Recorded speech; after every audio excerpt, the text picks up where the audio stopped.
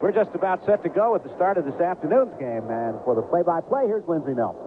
All right, Hank, and here's the first pitch. It is high for a ball. It's 1-0. Steve Rogers on the mound. Billy North in there with a batting average of .280, no homers, and 2 runs batted in. And again, Rogers with the pitch, and it is outside for a ball. It's 2-0. The batter is standing in shadow, and the pitcher is in bright sunshine, although the temperature is considerably lower today than yesterday in Montreal. This is a 2-0 delivery. In there for a called strike. Billy North taking all the way. 2 balls and 1 strike. Jim Davenport on the coaching lines at third. Jim Lefevre on the coaching lines at first for the San Francisco Giants. Rogers again rocks and delivers. And that pitch is in for a called strike, too. It's 2-2. Nick Colosi calling balls and strikes. Andy Olson, who worked behind the plate yesterday, is taking the day off. Here's a 2-2. Swung on and fouled off. It's still a 2-2 count to Billy North. Darrell Evans is out there on deck. Giants in the dugout along the third base line, and the Expos the first base line. Steve Rogers, right-hander, offers 2-2, and it's high. The count runs full at 3 balls and 2 strikes.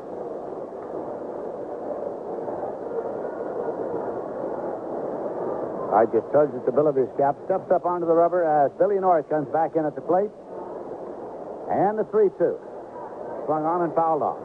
Continuing count of 3-2.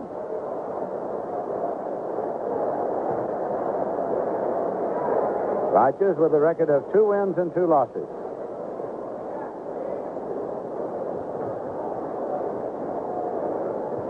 Here's a 3-2. Swung on, hit on the ground to second base. Bernazard has it. Goes over to first, and there's 1 away. That will bring up Darrell Evans, hitting .231. He has 3 homers and 7 runs batted in.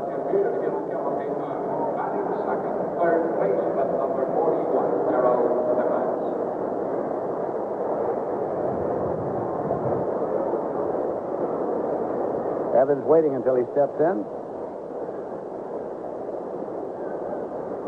They play him to pull in center. Andre Dawson swung well around toward right. First pitch is low and inside for a ball. It's 1-0.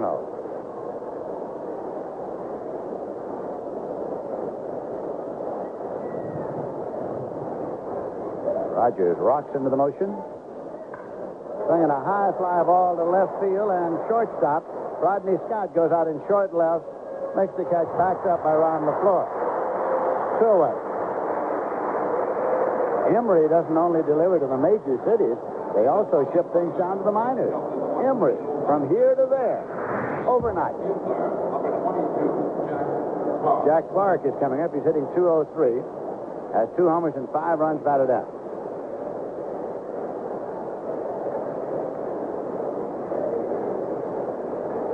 Outfield defense is aligned straight away. Here's Rogers with the pitch, and it's inside high for a ball, 1-0.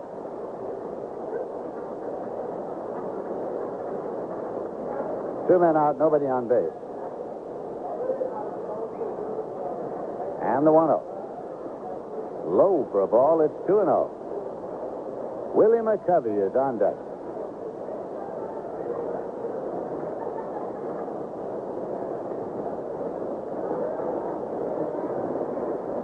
Gary Carter sends out the sign. Here's the 2-0 delivery. Hung on, and it is foul back. Coming back is Carter, but he can't get it. It's across the screen into the seats behind home plate. So it goes to 2 balls and 1 strike.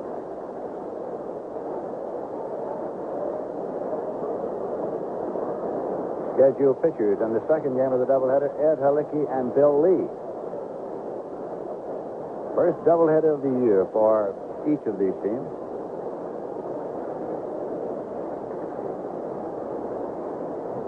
Here's the 2-1. Swung on and missed. 2 balls and 2 strikes to Jack Clark.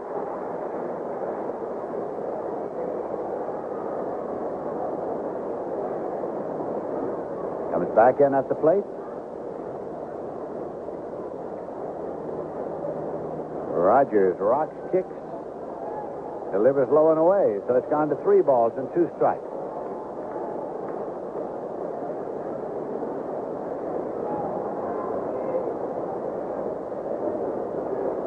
I just takes a little breather, now looks for the side. Delivers 3-2. Low walked him. So Clark goes down to first to become the first Giant base runner of the day, and that will bring up Willie McCovey. McCovey, who yesterday hit a home run, his first of this year, 521st of his career, tying him for 8th place on the all-time list with Ted Williams.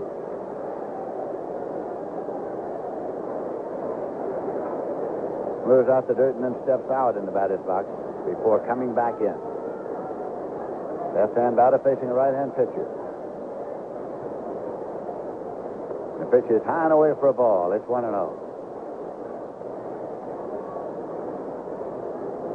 Warren Cromartie, the first baseman, is holding against Jack Clark with 2 men out.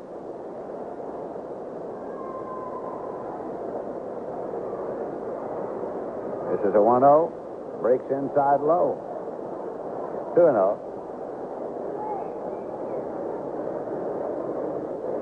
Steve Rogers, 1-1 last year against the Giants. His lifetime record against San Francisco, 6 wins and 6 losses. He sets up. Tries a fastball outside. 3-0 now to McCovey, with Terry Whitfield waiting on deck.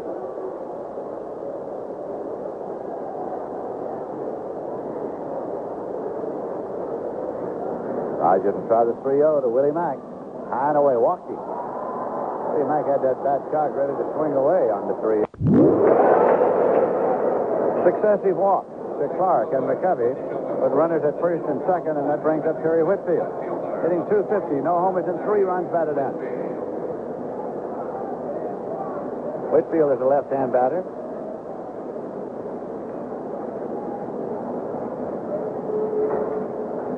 Two years ago, Steve Rogers had elbow surgery. Came back last year to get 13 wins. Sets up. Checks runners first and second. Pitch is inside low for a ball. It's 1-0.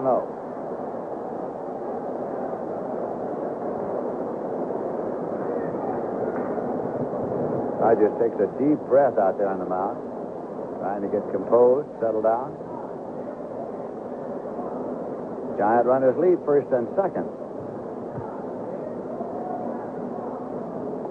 Pitch is in there for a call strike on the inside corner. Terry Whitfield doesn't think so. Points with the bat, trying to show Nick Colosi, the plate umpire, where he thought it went.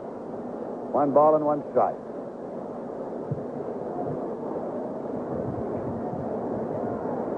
Again, Giant runners take their lead.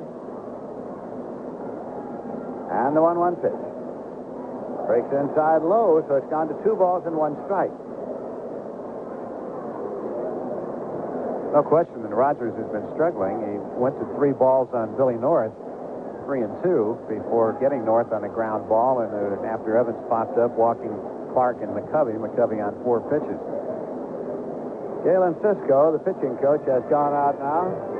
Try to offer a few words of advice to steady Steve Rogers. Cisco now going back to the dugout.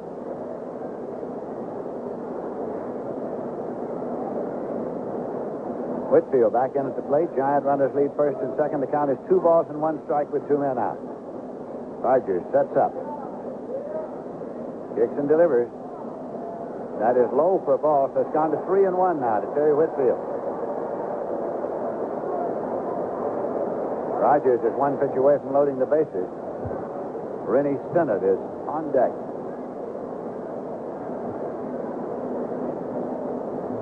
Runners lead first and second. 3-1 pitch. Swung on and missed. 3-2. That means the runners will be moving on the pitch. An automatic start for Jack Clark at second and Willie McCovey at first on the 3-2 pitch to Terry Whitfield at the plate.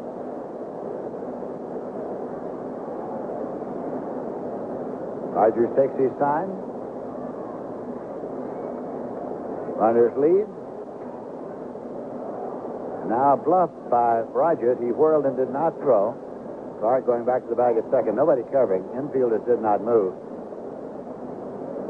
So again, runners lead. Whitfield is waiting.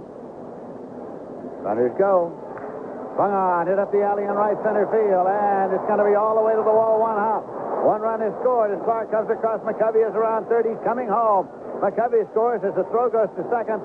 Whitfield with a double and 2 runs batted in, and the Giants are out front with a 2-run margin here in the top of the first inning.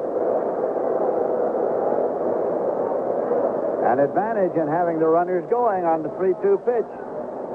They were able to score both of them as the ball was slammed up the alley. One hop to the wall in right center field by Terry Whitfield. Now with the runner at second and still 2 men out, Rennie Sinnett's coming up. Well, there's another case with a 2-out walk coming back to haunt Steve Rogers after getting the first 2 men out and walking successive batters, getting behind a Whitfield. That really cost him. Sinnett's hitting .274. No homers and 3 runs batted in. Swung on, hit on the ground to third. Ken Maka has it. He's up and throwing across to Cromartie in time. Side is out. But the Giants got 2 runs on a hit, and they left one in the middle of the first inning. The scores the Giants 2 in the Expos coming to bat.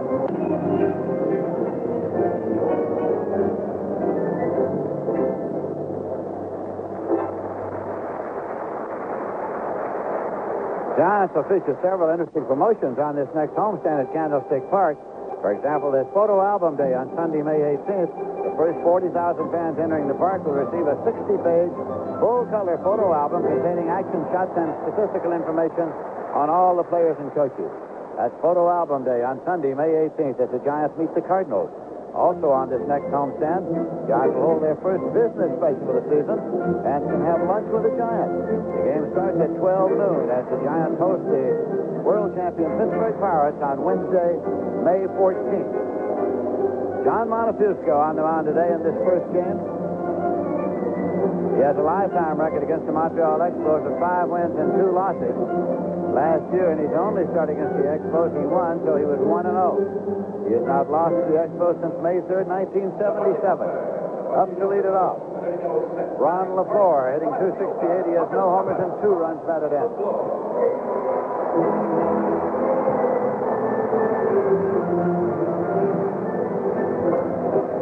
Billy North getting some sunglasses. Taken out by Perry Archibald, the associate trainer, and now North is returning to his post in center field. In brilliant sunlight, the left fielder, Terry Whitfield, is in complete shadow. Right fielder, Jack Clark, is in the sunlight as well. He's checking to see how he stands with the sun. LaFleur is a right-hand batter. Montefusco assures himself that everyone is ready, turns to look in. Pick up the sign from Milt May. He has it, rocks into motion. It counts first pitch, and it's hit in the air to right center field. North and Clark, and North is called, and North makes the catch. So LaFleur on 1 pitch is fly to center. Guess it was a good thing you went and got those glasses. I guess it was, because he certainly had to look up into the glare. Rodney Scott coming up. Rodney Scott playing shortstop again today. And he's been moved up to the number 2 spot in the batting order. He is a switch hitter batting left, hitting .195. He's been used sparingly. Bill Allman is here and in uniform. Day before yesterday, he fouled the ball off his foot that caused a considerable bruise. And Chris Spire still has a back ailment. That pitch is in for a called strike. It's 0-1 to Rodney Scott. Andre Dawson is on deck. Giants are leading 2-0. The Expos are batting in the bottom of the first inning. Ball is bunted and missed, and it's a strike. So it's 0-2 to Rodney Scott. Tried to drag the ball up the first baseline. Count to him now is 0-2. Ozzie Virgil is the coach at third base, and Felipe Alou is the coach at first base for the Montreal Expos. Virgil and Alou both former Giants. Here's the 0-2. Swung on and missed. Struck him out. First strikeout of the day for the Count. 2 men are out, and that'll bring up Andre Dawson. Hitting .246. He has 4 homers and 12 runs batted in.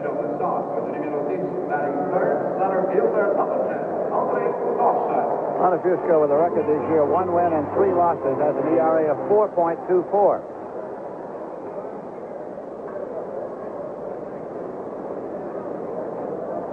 Dawson bats right. Outfield straight away. Swing and a miss, strike one.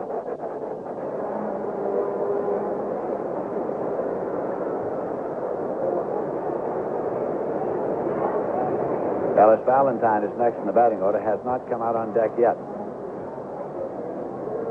In there for a called strike. Dawson watched it over. He was in the strike zone 0-2. Montefusco walks down out of the turf behind the mound, having gone ahead of Dawson with an 0-2 count. Nobody on base with 2 men out.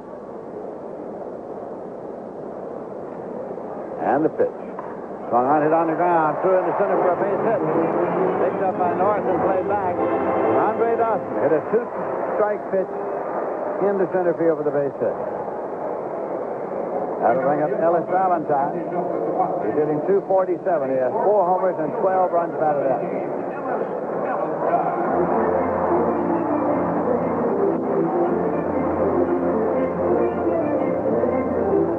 Valentine bats right.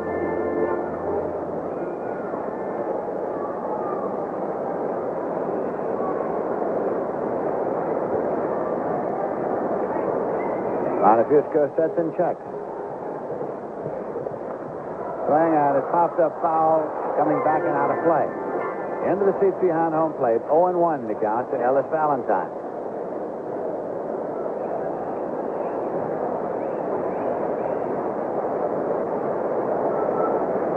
McCovey holding against Dawson at first base. Valentine back in at the plate. Montefusco off the stretch. Pitch is swung on and missed. It's 0-2. Montefusco was 0-2 on Dawson. With the next pitch. On the ground into center for a base hit. Now he's gone 0-2 to Valentine.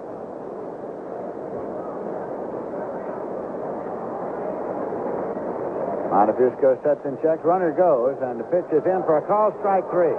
So they're out of the inning. The throw went through, but wasn't necessary, because the inning ended when the called strike 3 went through to Valentine. 2 strikeouts in the inning for Montefusco. There is a hit, 1 man left, and at the end of an inning, the score is the Giants 2 and the Expos nothing. Want full-size luxury at a comfortable price? Yes, Chevy's got it. This is Lindsey Nelson with Hank Greenwald at Olympique Stadium in Montreal. I'm sure by now you are aware that in this bilingual city of Montreal, the announcements at the ballpark are made first in French and then in English. Up to lead it off will be Milt May. He's hitting .255. He has 1 homer and 11 runs batted in. First time all weekend I've known in which order they were making those announcements. Glad you told me that. You don't have any trouble hearing them, though, do you? The volume all right? No, volume is just fine. Here's the pitch to the left-hand batter. It's outside. 1-0. Matter of fact, I suspect they're hearing them in the Bay Area without benefit of any electronic aid. It's entirely possible.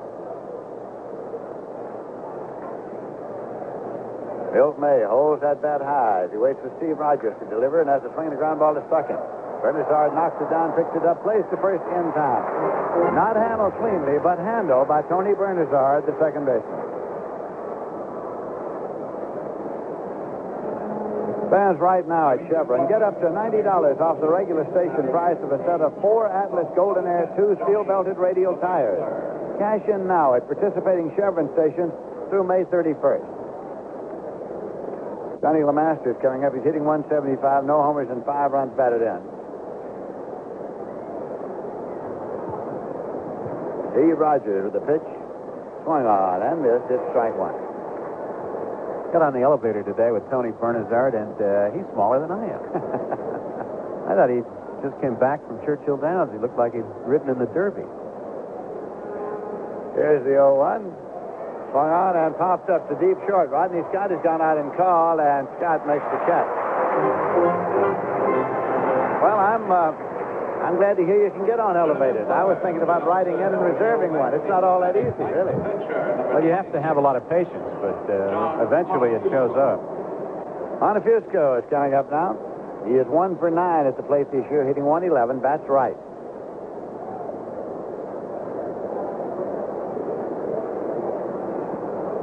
Rogers with the pitch, swung on and missed. It's strike one. The Giants are leading 2-0, and they're batting here in the top of the second inning.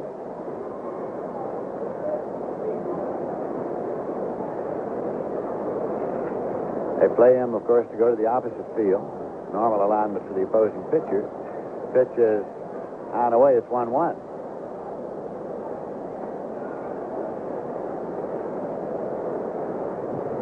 Here's the 1-1 pitch. Low for a ball. It's 2-1. Nobody on base with 2 men out. Carter sends out the sign, and here's the 2-1. Swung on and foul back. It's out of play. 2-2 count to Montefusco. Billy North swinging a couple of bats on deck.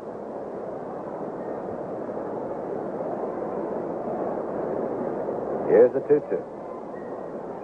Inside low, so Rogers has gone out full now to Montefusco. Plate has been moving around on Rogers today. He walked 2 in the first inning, both of which were converted into runs. 3-2 pitch. Swung on and missed. First strikeout of the day for Rogers. He got Montefusco swinging. That is retired in order, nothing across, middle of the second inning. Score is the Giants 2 and the Expos nothing.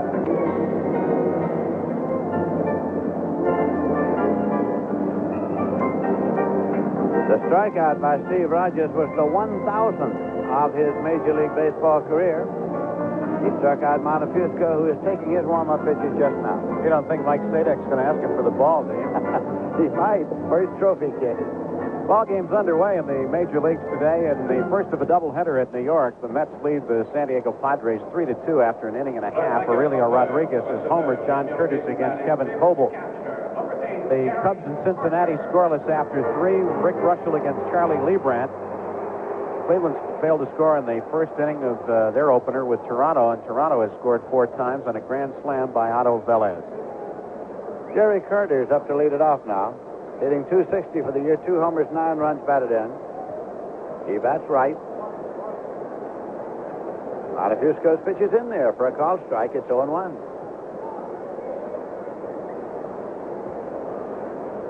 Warren Cromartie is on deck.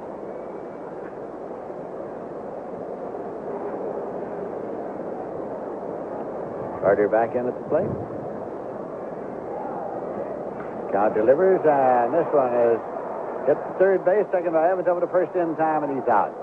Darrell Evans fielded the smash and made the play on to McCovey in time to get Carter, so there's one away. And that'll bring up Warren Cromartie, who's hitting .314. Marty has 4 homers and 9 runs batted in.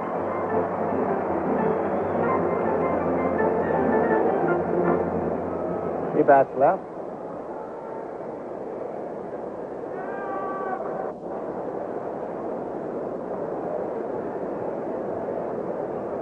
Milt May flashes a sign for Montefusco. Swung on, foul off down the left field line into the seats and out of play. So it's strike 1 to Warren Cromartie.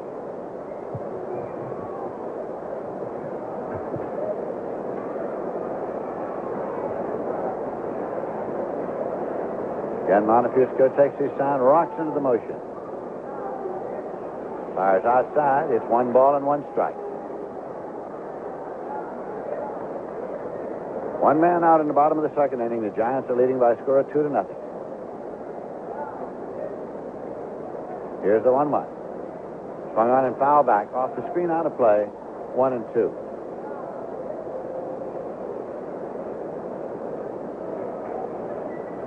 The mound is still in sunshine, and the home plate area, of course, is in shadow for the duration of the day.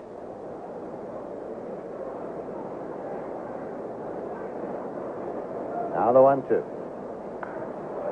Swung on, hit down to first baseman Willie McCovey, who picks it right off his shoe tops for the put out on the line drive. Took it on the fly for the second out, put out to McCovey, and that'll bring up Ken Maka. Hitting .167, no homers and no runs batted in. Third baseman, number 31, Ken Maka. You're responsible for providing health coverage for yourself, your family, or your employees. Find out more about the Blue Shield differences.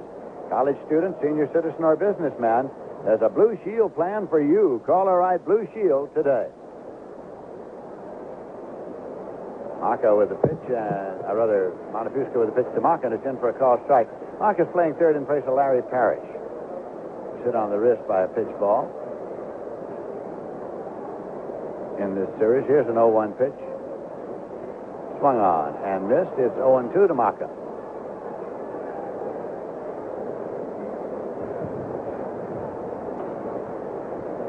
Montefusco walks back behind the mound for a moment.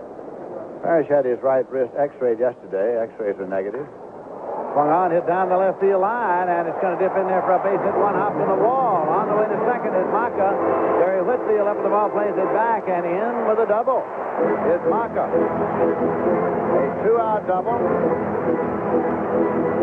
That will bring up Tony Bernazard. Bernazard's hitting .244, 1 homer and 1 run batted at.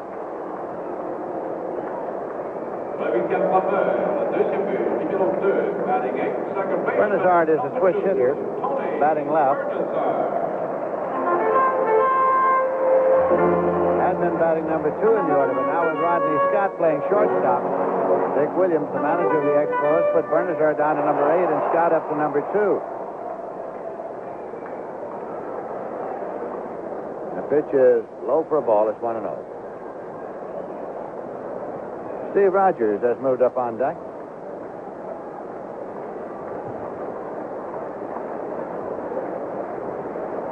Maka takes his lead at second base. Montefusco delivers, and the pitch is low, so it's gone to 2-0 now to Tony Bernazard.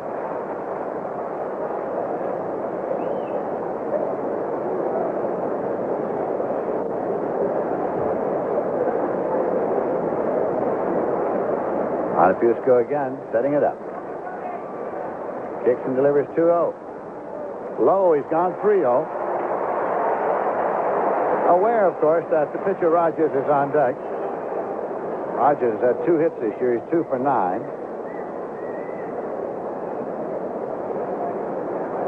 This will be a 3-0 delivery to Bernazard. Montefusco with a pitch that's in there for a call strike. Bernazard was taking. It's 3-1.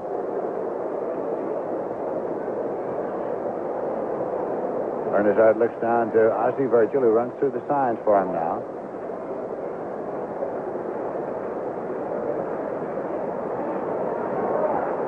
This will be a 3-1 off the stretch.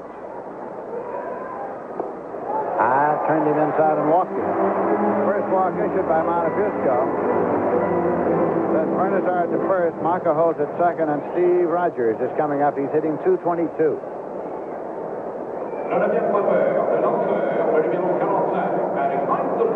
Giants are leading 2-0. The Expos have 2 men on. Rogers is a right-hand batter.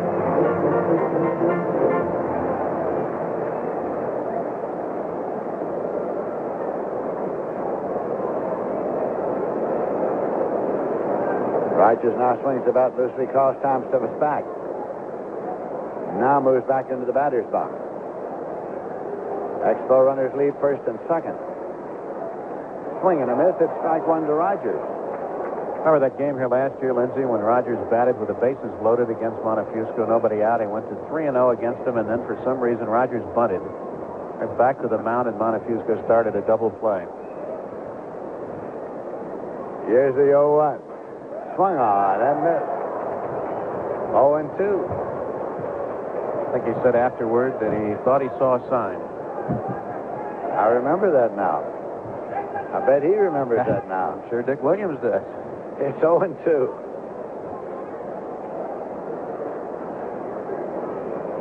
Runners lead first and second. Low for a ball. It's 1-2. He studied petroleum engineering at the University of Tulsa, so he's dabbled in the 2 most lucrative professions on the face of the earth, petroleum and baseball. 1-2 the count. Runners again lead first and second. That's low for a ball. 2-2 to Steve Rogers.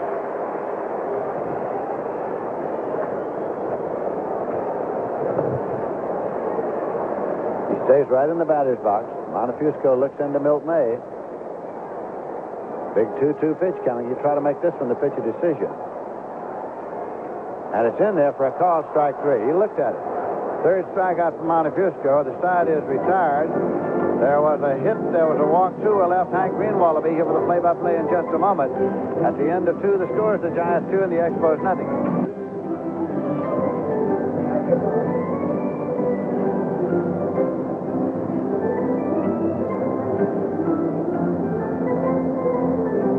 Here at Olympic Stadium in Montreal, I'm Hank Greenwald. We're going to the third inning. Giants leading 2-0. And the Giants will be setting up the top of the order in Billy North, Darrell Evans, and Jack Clark.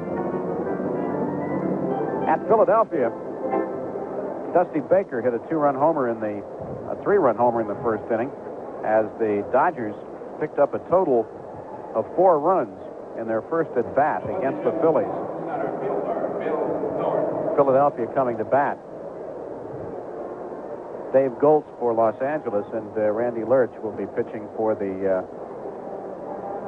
Phillies, although I'm not sure how much longer after giving up 4 runs in the first inning. Billy North leads it off here in the Giants' third. North opened the ball game by grounding to second base. Rogers getting him on a 3-2 pitch. Rogers throws to Billy North, who looks at a fastball down low. 1 ball, no strikes. First game of 2 here at Olympic Stadium this afternoon on a rather chilly but sunny day. Rogers' next offering to Billy North sails outside. 2 balls and no strikes. Rogers was all over the place in the first inning, even though he retired North. He went to 3 balls on him. Got Evans to pop up, walked Clark, walked McCovey on 4 pitches. Got behind 3-1 to Whitfield, and eventually 3-2, and then Terry doubled. Here's the 2-0 to Billy North, and this one is on the inside corner for a called strike. North said the Expos have been pitching him like he was Willie McCovey. They're trying to get him out on breaking pitches and being a little fancy with him. Billy North swings and misses. He said, maybe they don't know who I am. He said, they're treating me very carefully here. Throwing 3-2 breaking balls to me and things like that. He said, I'm not that kind of hitter. Here is the 2-2 pitch on the way to North, and he started his swing. He held up. Third base umpire Doug Harvey said no, he did not go through with it. So the count is full, 3 balls, 2 strikes. So Rogers is confronted with the same situation that faced him when North batted last time. They went to 3-2.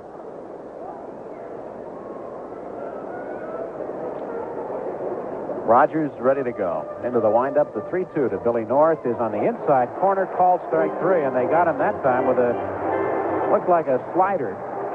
Hit the inside corner.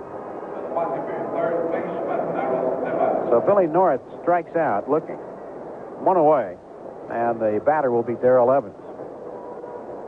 Don't forget, 720 Little Leaguers will be attending Giants home games this season as guests of Chevron USA. That's 40 different teams, 15 team members, and 3 coaches each. Darrell Evans standing in, and the first delivery. Breaking ball inside, ball 1.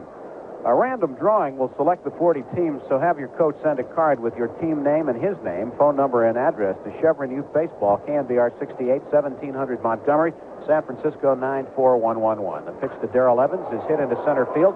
Coming on is Andre Dawson. He can't get it. It drops in front of him. It's a base hit for Darrell Evans. So Evans strung it out on a line in front of Dawson in center field. Giants have their second hit of the afternoon, a base runner with 1 out here in the third inning. And the batter is Jack Clark.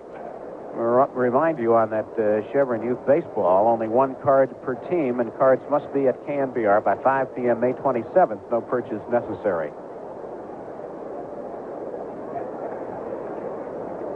Jack Clark will be the hitter with a runner at first and 1 away. The Giants lead it 2-0 as Terry Whitfield's double in the first inning chased home Clark and McCovey, who had walked.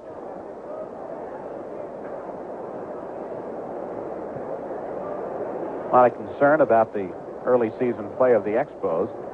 Here's a pitch to Clark, and it's a breaking ball low and outside. Of course, it's not that unusual in any town where a ball club gets off to a slow start. That's all you read about or hear about. And Montreal is no different. Pitch to Clark, hit foul up the third baseline, where it's one-handed by Jim Davenport in the third base coach's box. But I suppose after the way the Expos played last year, with the success that they had, carrying the Eastern Division race right down to the final day, that fans expected them to come tearing out of the starting gate this year. Well, that did not happen. 1 ball, 1 strike to Clark, a lob throw to first base, and Evans is back. Expos have won 7 of their first 19 ball games. And even at that, they're only 5 games behind the Cubs. Evans is running. The pitch is swung on and popped up. Evans is going to have to retreat. He should make it. Rodney Scott makes the catch near second base.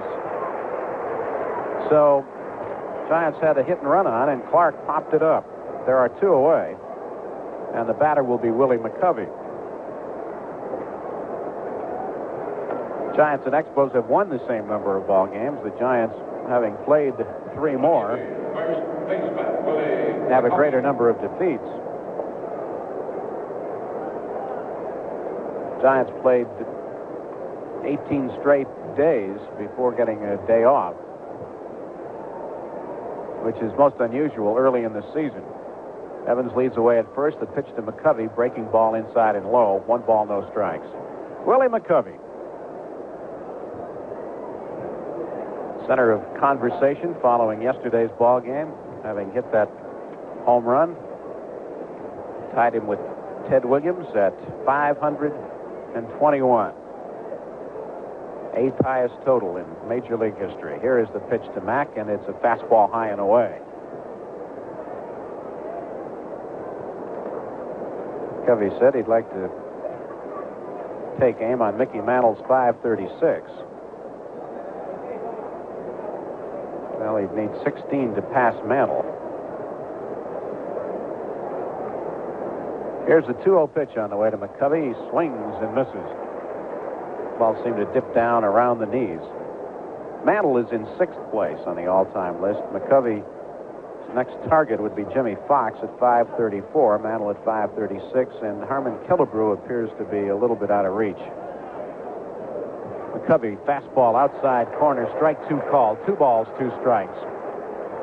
Rogers moving the ball around on McCovey, coming inside and low, and then up and away to this left-handed batter. Evans lengthens out his lead. 2-2 pitch on the way. Off-speed delivery. Strike 3 called, and McCovey is out. The side is retired. He threw him a breaking pitch and got it in there. 3 strikeouts for Rogers. No runs, a hit. A runner is left after 2.5. The score is the Giants 2 and the Expos nothing. Between 8 and midnight on KNVR Good Times 68. Sounds like good times. KNVR 68.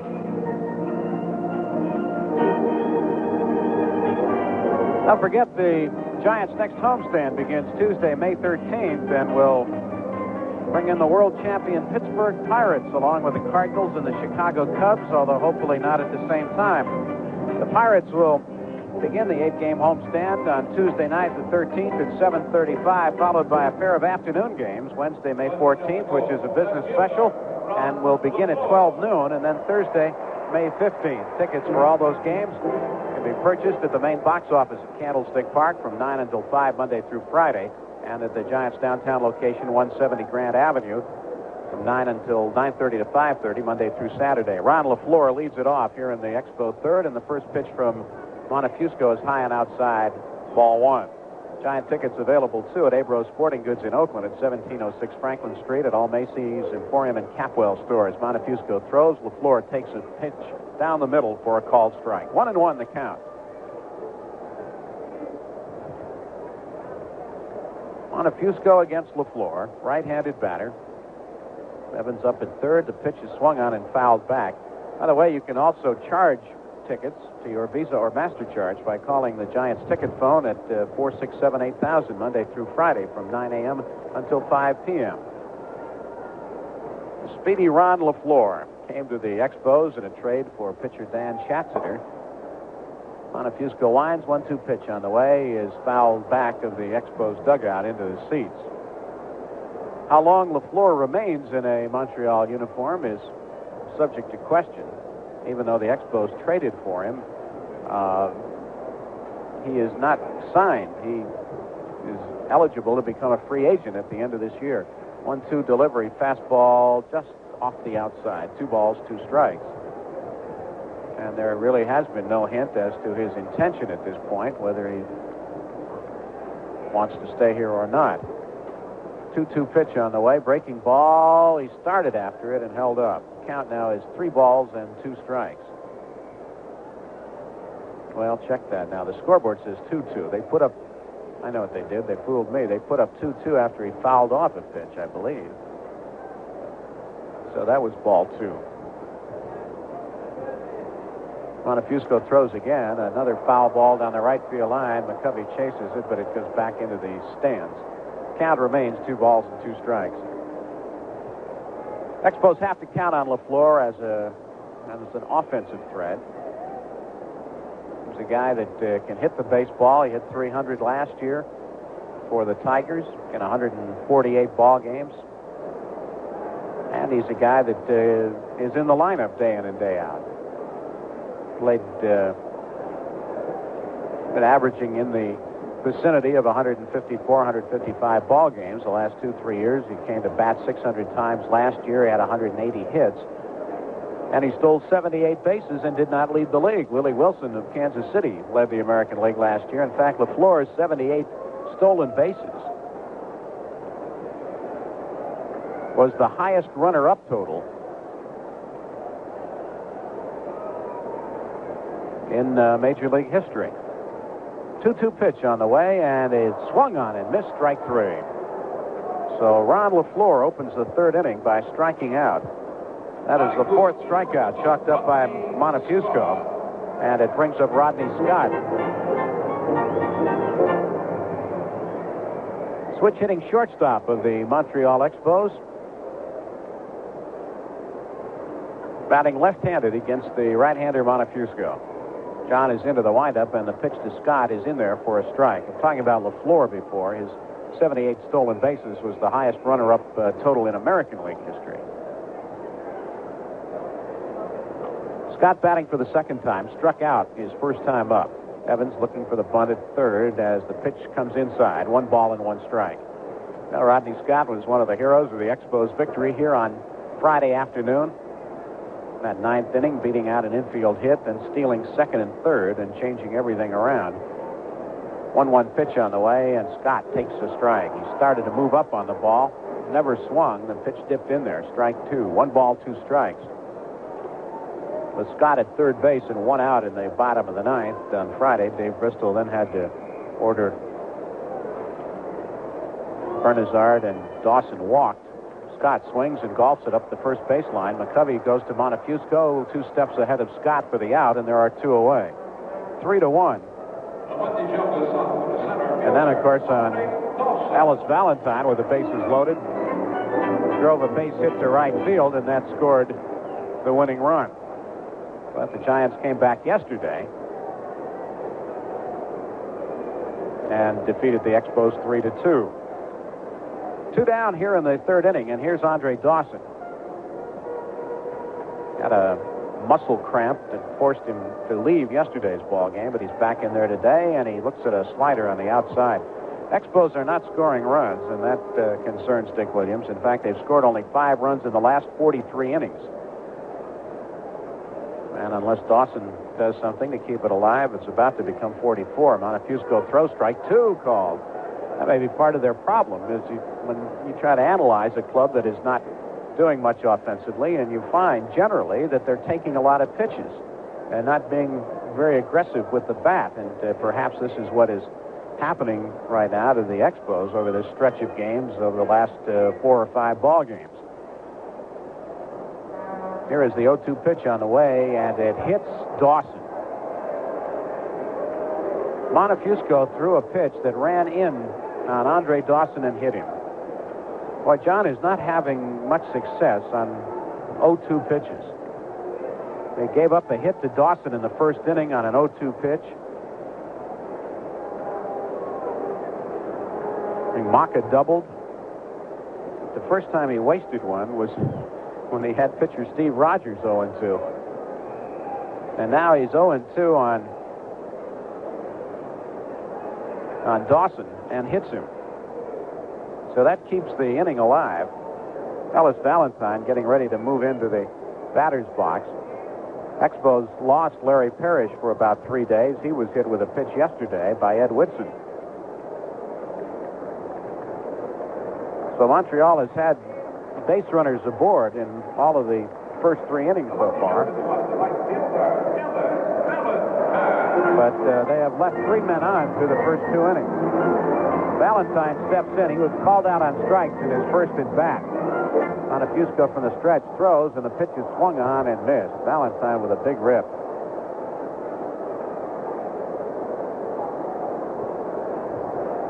Matter of fact, I think Montefiusco even went after Valentine 0-2 in the first inning. And that got him on a called third strike, which is a little surprising, too. Here's the next offering, and it's a fastball outside. 1 ball and 1 strike. There are some ball clubs whose philosophy is that you fine a pitcher if he gives up a hit on an 0-2 pitch, because 0-2 in the count, you certainly have 1 or 2 you can play with. Move to first base. Dawson is back. Theory being, why give up a hit on an 0-2 count when you can waste a pitch and perhaps get a batter to swing at a pitch that's not in the strike zone. Valentine waiting. Montefiusco throws. Breaking ball down low. 2 balls and 1 strike to Ellis Valentine, batting in the bottom of the 3rd inning. Giants leading 2-0. First game of a doubleheader here at Montreal. Giants will move on to St. Louis some point in the evening, and will open a 3-game series with the Cardinals starting tomorrow night at Busch Memorial Stadium. Montefiusco gets a new ball. McCovey standing on the bag at first. Dawson leads away. He's got good speed. Dawson is running. The pitch is outside the throw to second base. Bounces in front of Stade. And Dawson is in with a stolen base.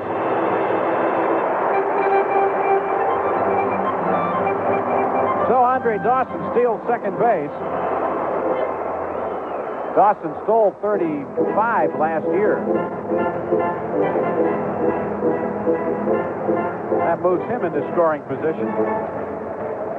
For Dawson,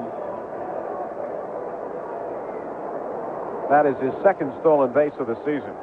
2 balls and 2 strikes the count to Valentine. Montefiusco delivers, and the pitch is swung on and missed. Strike 3. Blew it by Valentine, striking him out for the 2nd time today. 5 strikeouts for the count. No runs. There were no hits. A runner is left. And the score after 3. Giants 2, Expos nothing. And now it's the Chevy payoff inning, sponsored by the Northern California and Nevada Chevrolet Dealers Association. When a Giants player comes to bat for you, if he gets a single, you win $10. A double's worth $25, a triple $50, and a home run $100. And if your batter hits a grand slam, you win a brand new Chevrolet Chevette furnished by the Northern California Chevy Dealers in exchange for promotional announcements. So send in your name, address, and phone number on a card to Chevy payoff inning.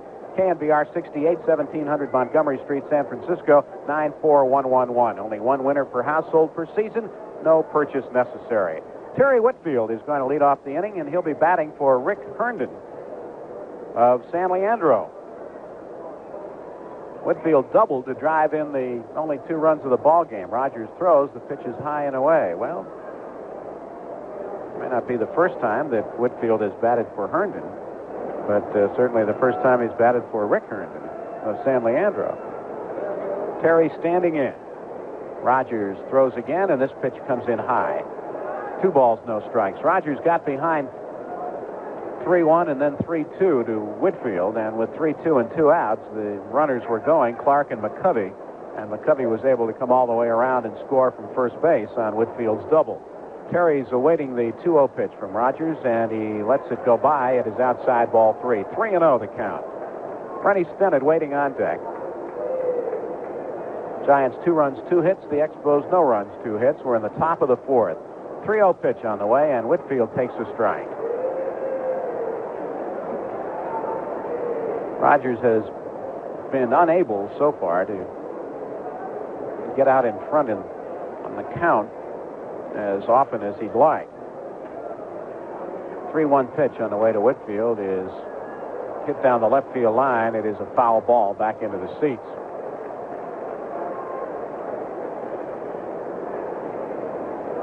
Rogers shared the lead in shutouts last season. Pitched 5 shutouts, tying him with Joe Niekro and Tom Seaver. But I don't think he's got to worry about that today, trailing 2-0. Pitch to Whitfield is swung on and missed, strike 3. So he fights back from a 3-0 count and strikes out Terry Whitfield. That's the 4th strikeout for Steve Rogers. 1 away here in the 4th inning. And Rennie Stennett will be the batter, and in our payoff inning, he'll be batting for David Marks of Sacramento. Stennett grounded to third his first time up. Rennie's average has been climbing steadily. The first pitch is taken for a strike. Average has shot up about 46 points in the last 4 games. Stennett has had 7 hits in his last 16 trips to the plate, and the delivery is swung on and hit towards second base. Bernazard to his right makes the play to first. 2 down. So Stennett grounds out. And with 2 away, Milt May will be the batter, and in our Chevy payoff inning, he'll be batting for Tony Harden of Menlo Park.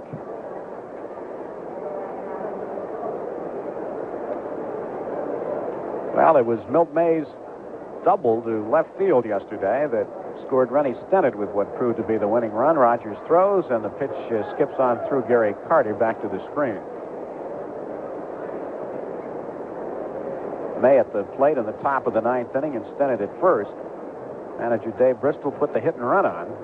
Stennett was off with a pitch, and May's double down the line and left was able to score him. There's a pitch in there for a called strike to Milt May. 1-1 the count to the Giant catcher. Batting in the top of the 4th, 2 away, and the Giants leading 2-0, getting 2 in the first inning. Rogers looking in.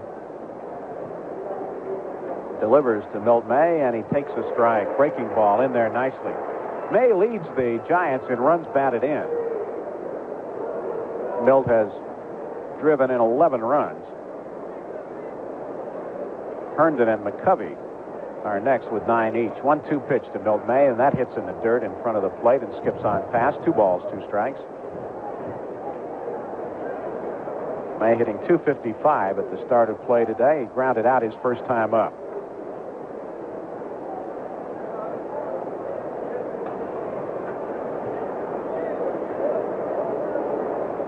It's only 400 feet to straightaway center field. Power alleys 375, and down the lines 325. Rogers winds, and the 2-2 pitch to Milt May. Strike 3 called on the inside corner, and the side is retired. Well, each pitcher has struck out 5 through the first portions of the ball game. Montefusco having done it in 3 innings. Rogers in 4. Nothing across for the Giants. After 3.5, Giants 2, Expos nothing.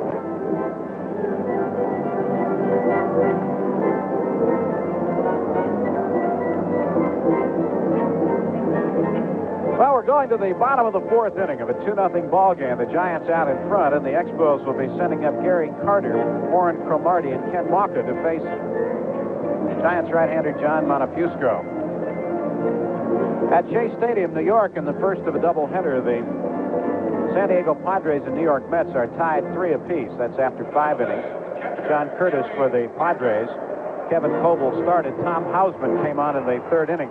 And Aurelio Rodriguez homered in that ball game. 3-3 Mets and the Padres after 5. At Cincinnati, Cubs and the Reds are scoreless after 5 innings. Rick Russell against Charlie Leibrandt. Dodgers lead the Phillies 4-0. The pitch to Carter is bounced to shortstop. LeMaster gets it on a big hop, cranks up a throw, and gets Carter, who gets up the line pretty well. 1 away. So Montefusco throws 1 pitch, and he retires Gary Carter.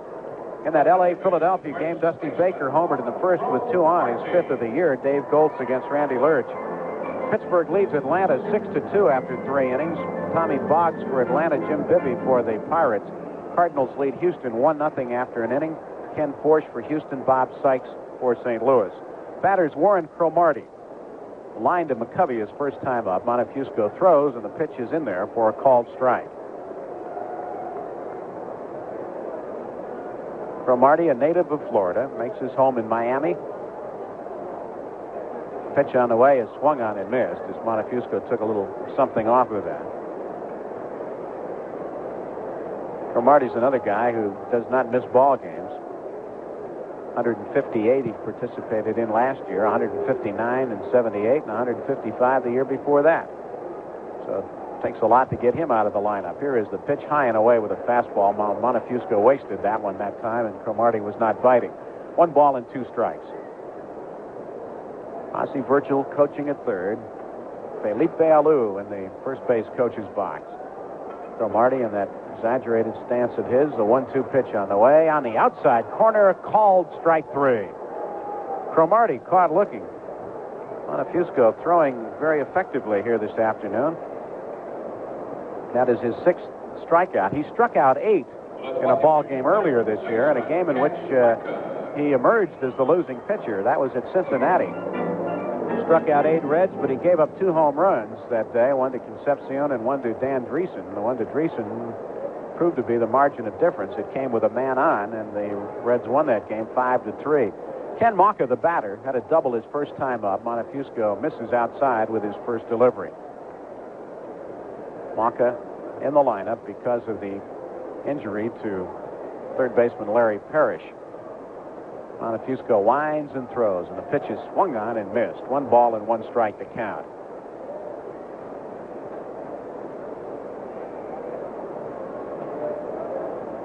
Maucha is a product of the Pittsburgh Pirate organization. 1-1 pitch on the way, and this one is low. 2 balls and 1 strike.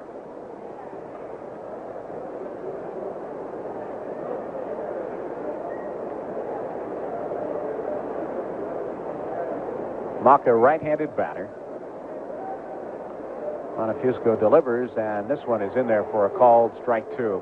It was a pitch that Maucha obviously was not looking for. Ball sailed toward the inside portion of the plate, and Maucha was looking for a breaking pitch because he started to reach across the plate, and the ball was running in on him. 2-2 pitch on the way, and it is swung on and missed. Strike 3, and the side is retired. Montefusco now with 7 strikeouts through the first 4 innings. Nothing across for the Expos, and the score after 4, Giants 2. Expos, nothing. We're going to the 5th inning. The Giants lead the Expos 2-0.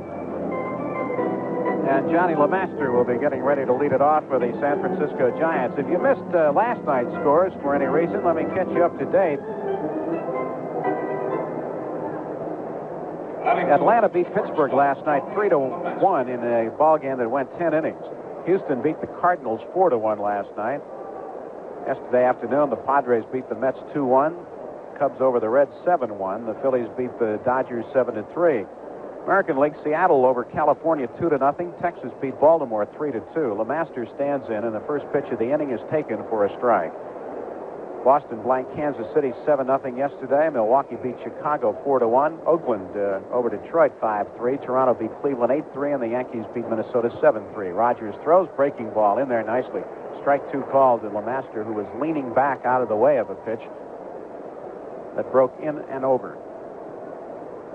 No balls, 2 strikes the count. LeMaster leading off the inning. Rogers throws, and the ball is hit slowly to shortstop, charged by Rodney Scott, who throws on to Cromartie for the out. 1 away. Well, whether you're off to an early lead or playing catch-up late in the day, Bank of America can still make your banking convenient with over 1,000 branches and early and late walk-up or drive-up service at most locations. There's John Montefusco making his way to home plate. Count has been up once, and he became one of Steve Rogers' 5 strikeout victims so far. 1 down, 5th inning. Rogers throws, and the count looks at a fastball down low. Steve Rogers came to the Expos in 1973 and has been here ever since. He throws again, and this one runs inside. 2 balls, no strikes.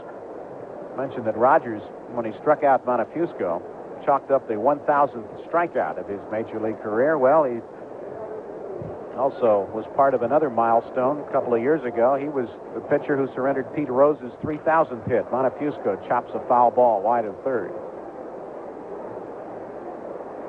That was back on May 5th, 1978. That was almost 2 years ago to the day. What is today, May 4th? So 2 years ago, practically, he gave up the 3,000th hit of Pete Rose's career. Pitch to Montefusco, misses outside. 3 balls and 1 strike now to the count. Shadow still creeping across the field here at Olympic Stadium from left to right.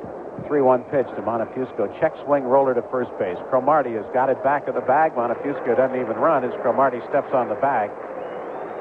There are 2 away. So Montefusco retired on a check swing ground ball to Cromartie. 2 away here in the 5th inning. We'll go to the top of the order now, and Billy North will be the batter.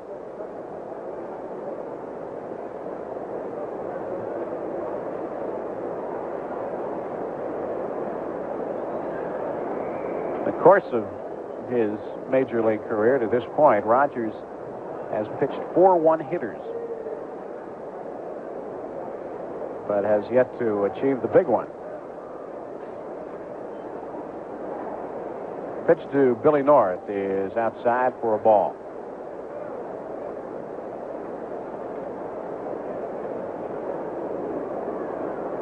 North batting left-handed, and Rogers' next delivery is inside. 2 balls, no strikes. North has batted twice. He's grounded to second, was called out on strikes. Something that has happened to Billy more than he'd like in this series. 2-0 delivery to Billy North is taken for a called strike. 2 balls, 1 strike to count. North struck out 3 times yesterday. Twice he was called out on strikes. He struck out once in the ball game on Friday, and he has struck out once today.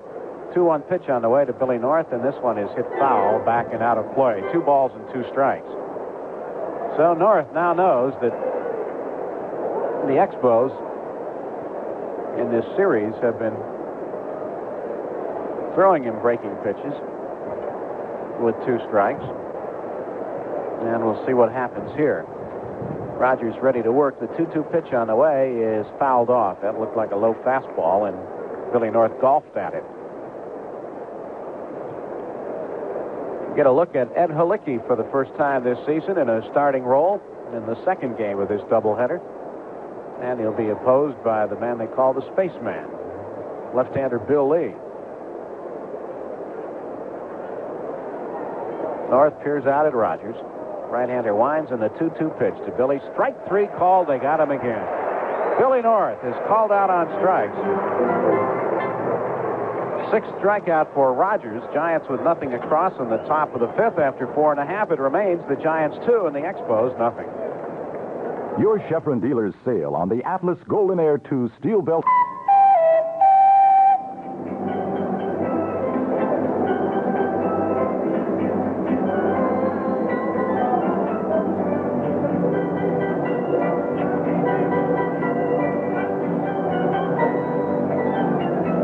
Well, tomorrow the Giants move on to St. Louis to open a 3-game series against the St. Louis Cardinals. And in that ball game tomorrow, pitching for the San Francisco Giants will be Vida Blue, and Pete Vukovich will be on the mound for the Cardinals. Our broadcast time from St. Louis tomorrow will be 5:10 p.m. Pacific Daylight Time. Tony Bernazard will lead it off in the Expo 5th. Montreal trailing 2-0. And they have had their problems getting runs. First delivery to Bernazard from Montefusco runs inside for a ball. Now they have scored just 5 runs in the last 45 innings. Infield is up, protecting against the speed of Bernazard. Montefusco delivers, and he's high and away with this one. Ball 2. 2 balls, no strikes. Bernazard will be followed by pitcher Steve Rogers, waiting in the on-deck circle. Montefusco winds. The 2-0 pitch is low, ball 3. 3 balls and no strikes to the leadoff batter here in the bottom of the 5th inning as the crowd tries to encourage the Expos vocally. Might yell a little louder if this one is ball 4. Here's a 3-0 pitch on the way, and it is taken for a strike. Bernazard started up the first base line, but was called back by Nick Colosi.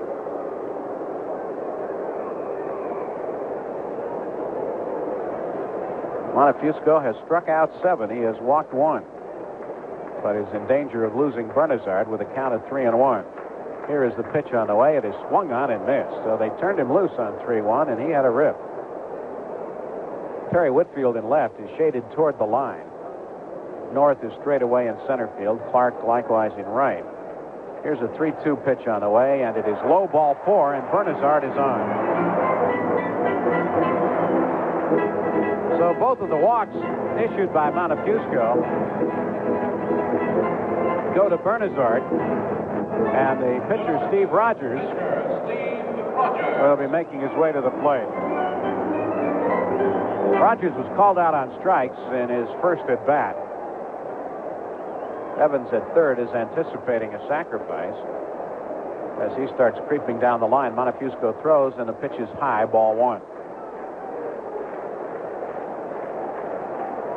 Rogers peering at Ozzie Virgil in the third base coach's box. Giants leading 2-0, each club with 2 hits. No guarantee that he'll bunt, but he squares off now and pushes it foul up the first base line. Hit it hard and not too accurately. 1 ball and 1 strike. So we'll start all over again.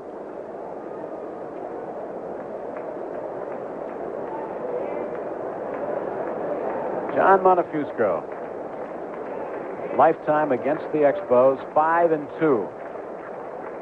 Throw to first base, and Bernazard is back.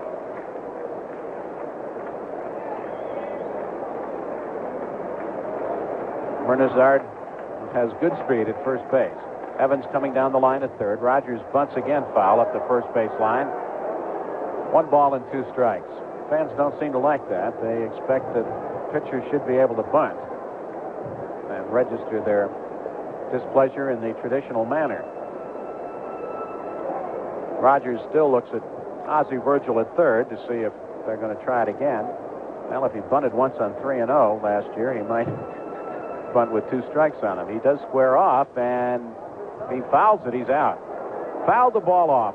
Bunting with 2 strikes. It is a strikeout. Strikeout number 8. And listen to these folks. They don't like that. Unless it's not the fun. Maybe it's Dick Williams. I don't know. The batter will be Ron LaFleur with 1 away here in the bottom of the 5th inning.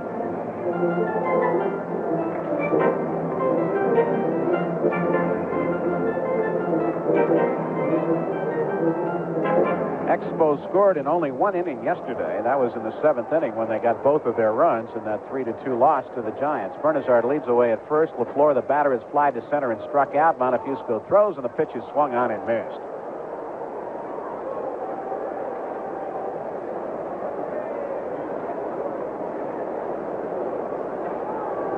LaFleur has strikeout proclivities. He leads the club in strikeouts. He struck out 14 times. Throw to first base. Bernazard scampers back. This is game number 20, so it would have to be a pace that would be of some concern to you, I would think. Bernazard leads away. He's got 1 foot beyond the sliding area. There's a swing and a drive into center field right at Billy North, who throws back to first base, and Bernazard gets back. LaFleur hit it hard, but he hit it right at Billy North in center field. There are 2 away, and Rodney Scott will be the batter. Don't forget the San Francisco Giants Boosters Club planning its annual Astrodome Weekender, June 6th through the 8th. The trip includes 3 games at the Dome with the Houston Astros, plus a tour of the NASA Training Center. Trip details are available by calling the Giants Boosters Club at area code 415-456-6633. That's 456-6633. Rodney Scott, the batter, is struck out and was thrown out. McCovey to Montefusco covering. Bernazard leads away at first. Bluffs doesn't go, and the pitch is taken for a strike by Rodney Scott. Another switch hitter. He's batting left-handed. They've got at least 4 on their ball club that I can think of offhand. Scott, Bernazard, Jerry White, John Tamargo, all of whom can swing the bat from either side of the plate. 2 away in the Expo 5th. A hard throw to first and a head-first dive back in by Bernazard.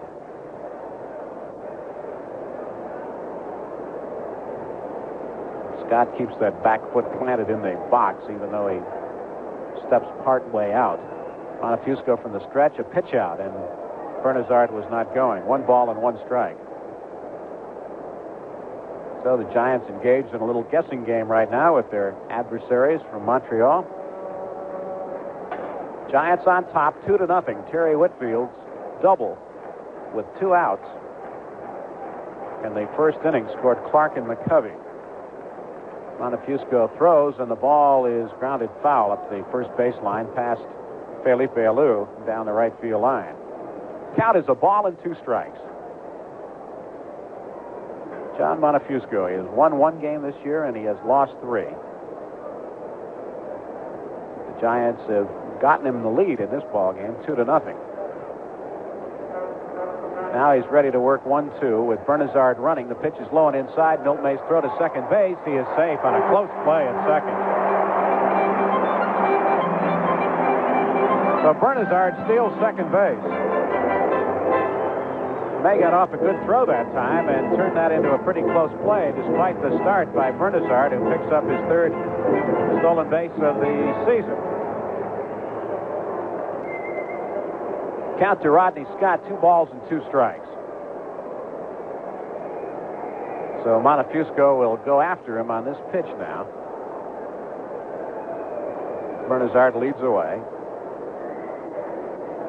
Here is the 2-2 delivery to Scott. In there for a called strike 3, a breaking pitch, and Scott is out. The side is retired. 9 strikeouts for Montefusco. The Expos in the 5th had no hits, but they leave a runner. And the score after 5, Giants 2, Montreal nothing. Before we go to the 6th inning, let's pause for station identification. This is the San Francisco Giants Baseball Network. KNBR San Francisco. I'm Ken Dito, ready to wrap up weekend sports with a complete review of the scores, the standings, and the highlights of today's Giants game. Sunday Sports Phone 68, today at 5. Through 5 innings, the Giants 2, the Expos nothing. We're going to the 6th, and here again is Wincy Nelson. All right, Hank Greenwald, it'll be Darrell Evans coming up to lead it off. He is 1 for 2 against Steve Rogers. Both the mound and the home plate area now completely in shadow here at Olympique Stadium in Montreal. This is the first game of a Sunday doubleheader between the Giants and the Expos. Here's Rogers into the motion. And the pitch is high and away for a ball. It's 1-0. Jack Clark is on deck. Evans bats number 2 in the Giants batting order. Rogers has struck out 6, walked 2. Here's a 1-0 delivery. Inside for a ball. It's 2-0. Rogers got off to a rather shaky start here this afternoon. Trouble with his control in the early innings, but has settled down of late. Has retired 8 consecutive batters now. Here's a 2-0. That's high and away, so now Rogers goes behind 3-0. He has struck out 6, walked 2. Evans has looked to Jim Davenport to see if he's taking 3-0. And he is, and it's in there for a call strike, and it's 3-1. Evans stays in the batter's box. Rogers swings his arm loosely and sets up. There's a swing and a foul ball. Back and out of play, and it's a full count of 3 balls and 2 strikes to Darrell Evans.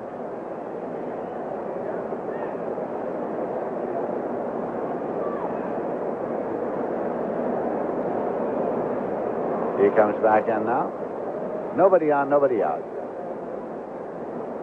And the 3-2. Low walked him. It's a leadoff walk.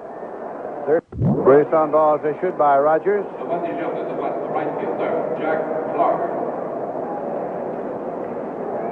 Once again, during the 1980 season, the Giants will have special days for ladies and senior citizens. All weekday afternoon games except holidays Ladies and senior citizens will get $1 off all box and reserve seat tickets. General admission will be just 50 cents. That's all weekday afternoon games, ladies and senior citizen special. First ladies and senior citizen special takes place on Wednesday, May 14th. Jack Clark's up. He squares to bunt. Bunts the ball first base side. Carter out to get it. Makes the play to first to Cromartie. So it is a 2-3 sacrifice, advancing Evans to second base.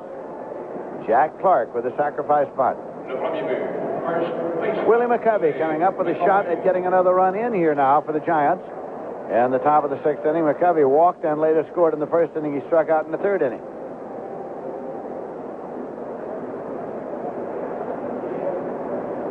Evans takes his lead at second base.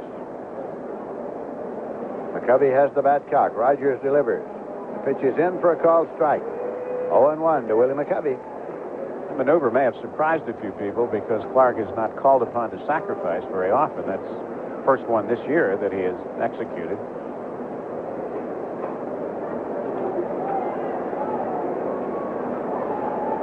Here's the pitch, and it is swung on and hit on the ground to first. Taken by Cromartie. Goes to the bag. Evans goes over.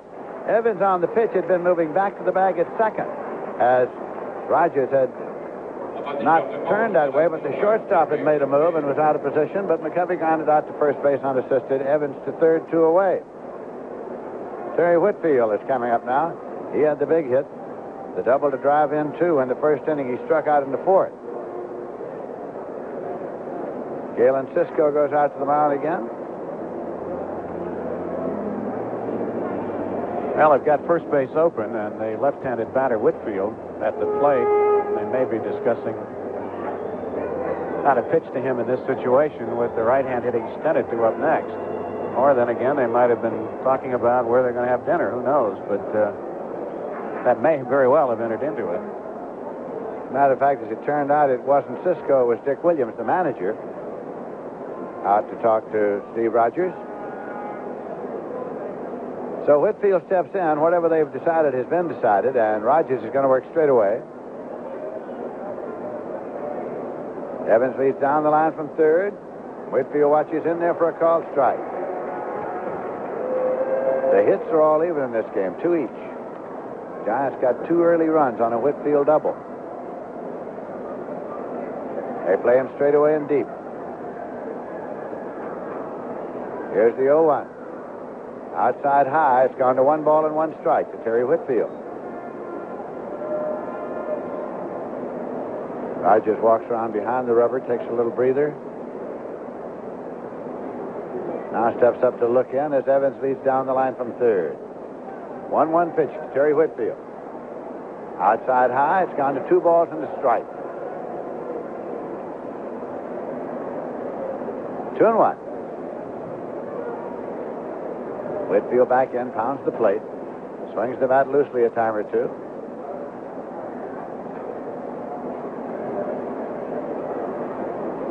Two-1 delivery. Low and inside, 3-1. Whitfield is followed by Rennie Stennett in the Giants batting order. They're going to put him on now. An intentional walk is being ordered, and it'll be scored as an intentional walk to Terry Whitfield. Rogers off the stretch, deals outside, ball 4. Fourth walk issued by Rogers. Gives the Giants runners first and third, brings up Rennie Stennett. He's been up twice and grounded out strike twice. Stennett started the day with a batting average of .274. Stennett was talking about yesterday how they got him out his first 2 times up, and then he got base hits his last at bats. He said some days when he gets a hit his first time up, he didn't get a hit the rest of the day. So maybe he's just a late game hitter. Hopefully. Rogers with the pitch. Swung on, and it's hit on the ground to short. Taken there and flipped over to second for the fourth. Rodney Scott, the Tony Burners out on the ground ball to short. That retires the side. So there were 2 walks and there were 2 left. And in the middle of the 6th inning, the score is still the Giants 2 and the Expos nothing. The Montreal Expos will be coming up here in the bottom of the 6th inning with Andre Dawson, Ellis Valentine, and Kerry Carter to face John Montefusco. The count has struck out 9 in 5 innings. He has walked 2.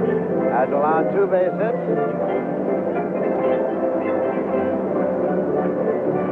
He gave up a single to Andre Dawson in the first inning and a double to Ken Maka in the second inning. This is the first game of a doubleheader. In the second game, it'll be Ed Halicki going for the Giants and Bill Lee for the Montreal Expos. At the conclusion of this doubleheader, the Giants will be flying on to St. Louis, play the Cardinals tomorrow night by the blue against Pete Vukovich. Tuesday night, Bob Knepper against Don Hood. Wednesday midday, Ed Whitson against Bob Mort. Dawson, 1 for 1 and was a hit batsman last time up. That's number 3 in the order. Montefusco's pitch is in for a called strike. It's 0-1.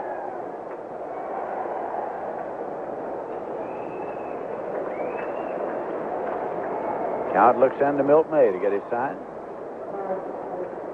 The 0-1 is high for a ball. It's 1-1.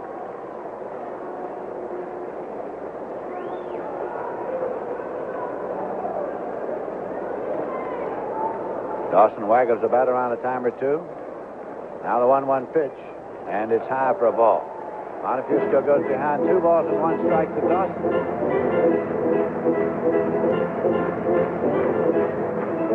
Giants are leading 2-0. This will be a 2-1 delivery, and it's on the way. Swung on and missed. It's 2-2. Play Dawson straight away and deep. Rookie of the Year, his first year up with the Montreal Expos.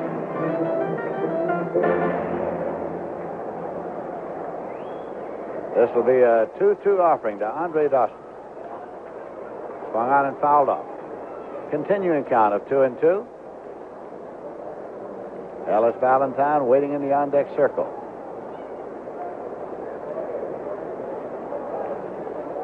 Dawson taps the plate as he moves back in.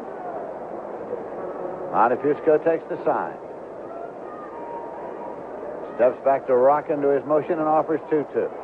Swung on and missed, struck him out. Strikeout number 10 for the count. Montefusco has struck out 10. Ellis Valentine coming up. Went up twice and struck out twice.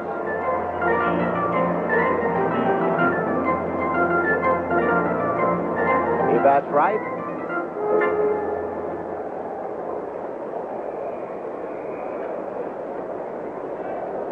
Montefusco with the pitch.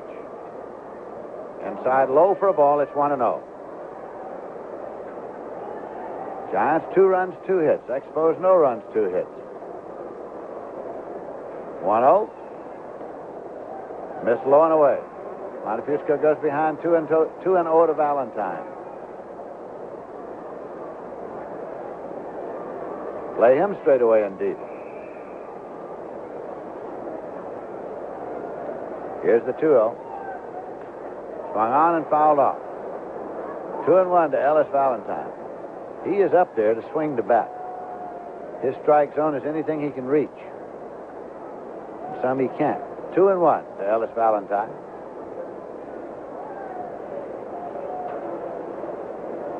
Jerry Carter follows him in the Montreal batting order. Montefusco now with the 2-1. Swung on and missed. 2 balls and 2 strikes.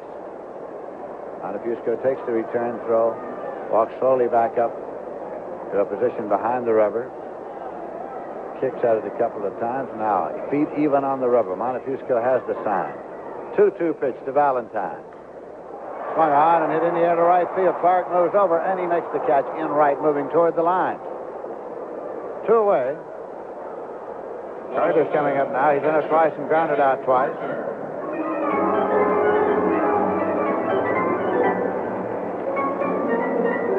Thanks to his computer tracking system, Emery delivers packages with a lot of speed and amazing control. Emery, from here to there, overnight.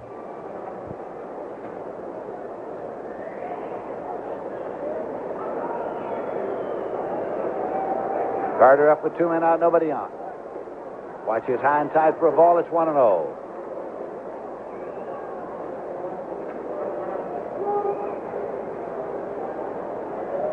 Carter's back in. That pitch is high for a ball. It's 2-0.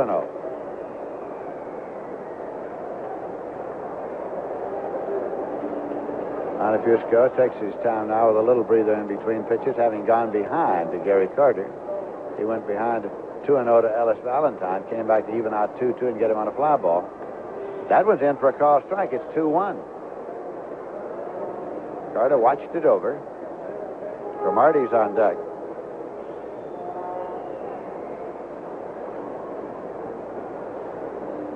Carter back in with a count of 2 balls and 1 strike. Swinging a ground ball, a comebacker taken at the mound by Montefiusco. Turns, throws to first. McCovey takes it for the put-out that retires the side, nothing across. Hank Greenwald will be back for the play-by-play in just a moment. At the end of 6, the score is the Giants 2 and the Expos nothing. After 6 innings in Montreal, the Giants lead the Expos 2-0. Each club with 2 hits, and we have witnessed an outstanding performance, certainly from John Montefiusco of the Giants, and you'd have to say a very creditable performance by Steve Rogers once he got past that first inning when the Giants scored the only 2 runs of the ball game.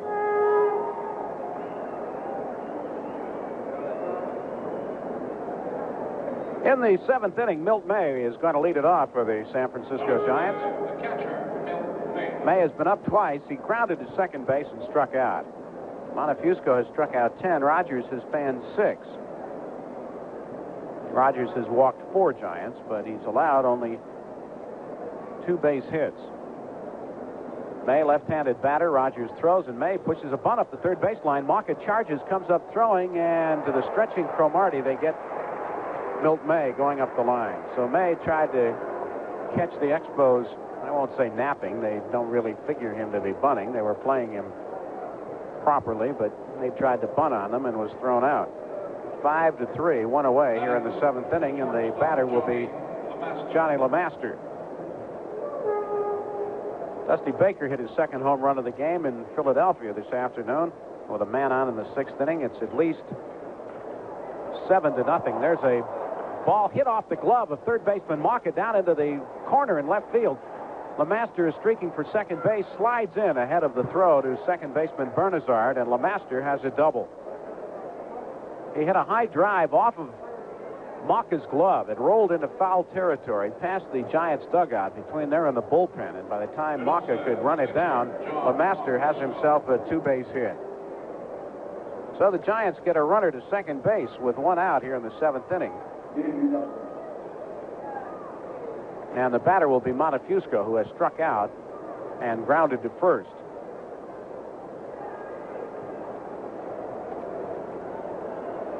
Would certainly aid their cause no end if the Giants could pick up another run here, leading as they are only 2-0. Pitch to Montefiusco is swung on and missed. The guys that the Expos have, the power they possess, you sort of feel like you're sitting on a time bomb waiting for it to go off. Expos have not scored many runs this week. Rogers working from the stretch. LeMaster leading away at second. Scott trying to keep him close to the bag. Rogers taking a lot of time. Now he steps off.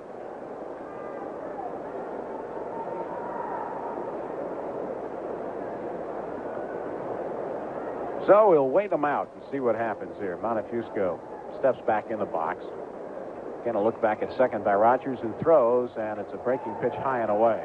1 ball and 1 strike. Dodgers 7-0 over the Phillies. They're in the 6th inning. It's at least 7-0. Baker's 2 home runs today, his 5th and 6th. Like Freddie Norman throwing in the Expos bullpen. Runner at second, 1 down. Here is the 1-1 pitch to Montefiusco, and it misses outside.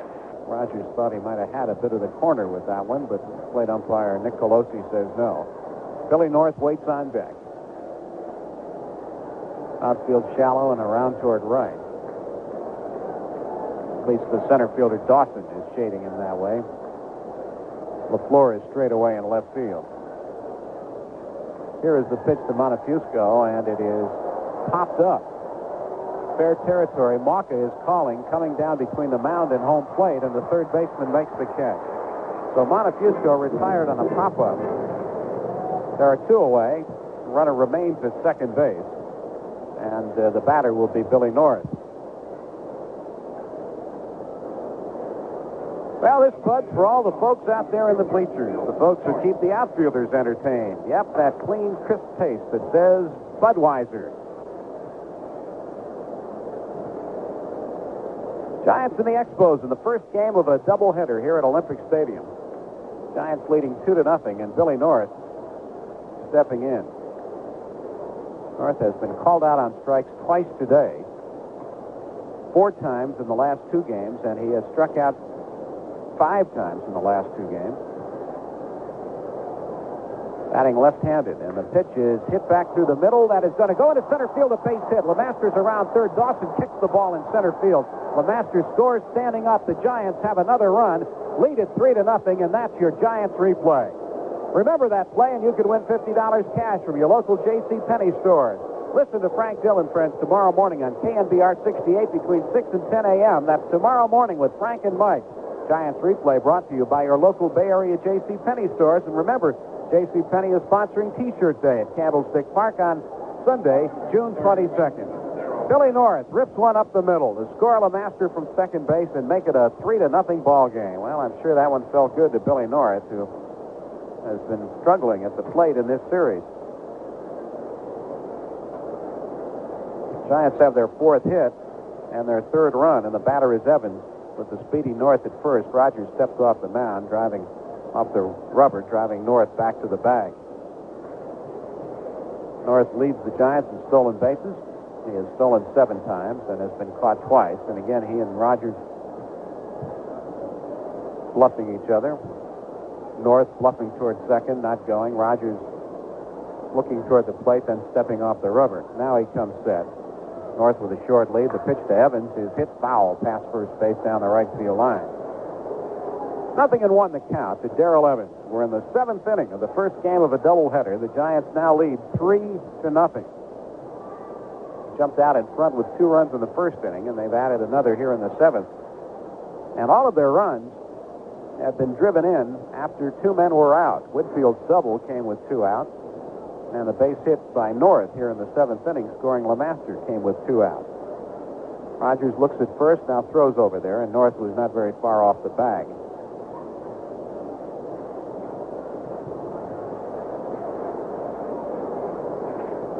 North has stolen successfully 7 times in 10 attempts. Time called, Evans steps out. Darrell is batting for the 4th time. He's popped to short, singled to center, and he walked in the 6th inning. Another turn and a throw to first, and North scampers back. Norman continues to throw in the Expos bullpen. Rogers trying to do his best to keep North close to the bag at first base. Billy edges away. Does not go. The pitch to Evans. Breaking ball. Misses. 1 ball and 1 strike to Darrell. Evans peers down at Jim Davenport in the third base coach's box. Well, by far the largest crowd of this Giants Expos series here today for the doubleheader. You could well understand. Pitch to Darrell Evans. He holds up on it. 2 balls and a strike. Ball dropped low. Although the weather for the first 2 games of this series was appreciably more comfortable than it is today. Although I guess if you're sitting in the sun, and not that many are, you'd be fairly comfortable. If you're not, you'd better have something warm on. Here's the 2-1 pitch to Darrell Evans, and he swings and fouls it at the plate. 2 balls, 2 strikes. There would appear to be no middle ground with respect to the warmth that you find sitting in the sun and the cold that consumes you if you're not. They don't give you any area of the ballpark where you can adjust gradually. 2 balls, 2 strikes, 2 away. 7th inning. North is running. The 2-2 pitch is swung on and hit foul back into the seats and back of the Giants dugout, which occupies the third base side of the playing field. Count remains 2-2.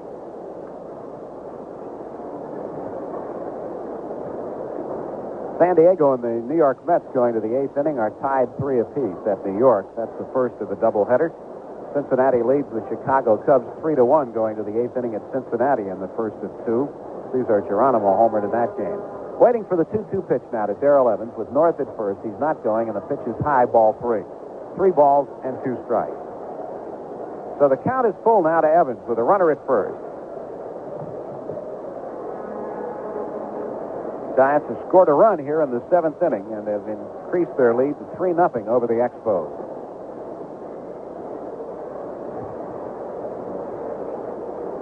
North is running. The 3-2 pitch is hit up the middle. Shortstop Rodney Scott will throw on to first to Cromartie, who drops the ball. North is around to third and turns toward the plate, holds up.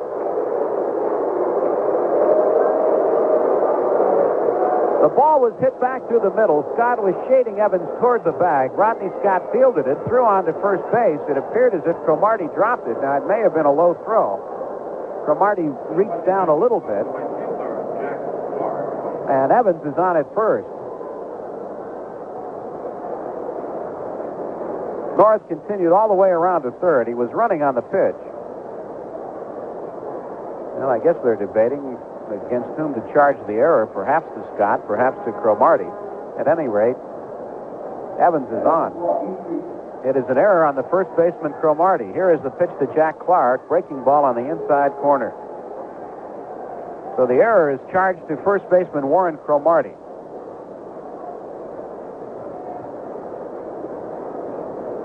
Clark at the plate. Jack sacrificed his last time up.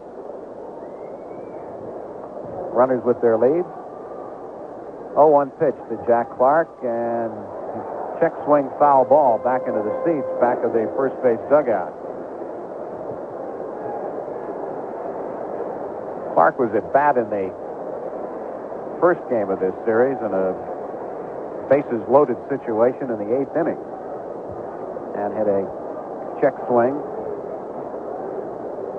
ball back to the mound, which resulted in a forced play at the plate. 0-2 the count to Clark. Runners lead. The 0-2 pitch on the way is tapped slowly up the third baseline. Mauka's going to barehand it and drops the ball. North comes in to score. Evans goes to second. Clark is on at first. The Giants lead it 4-0.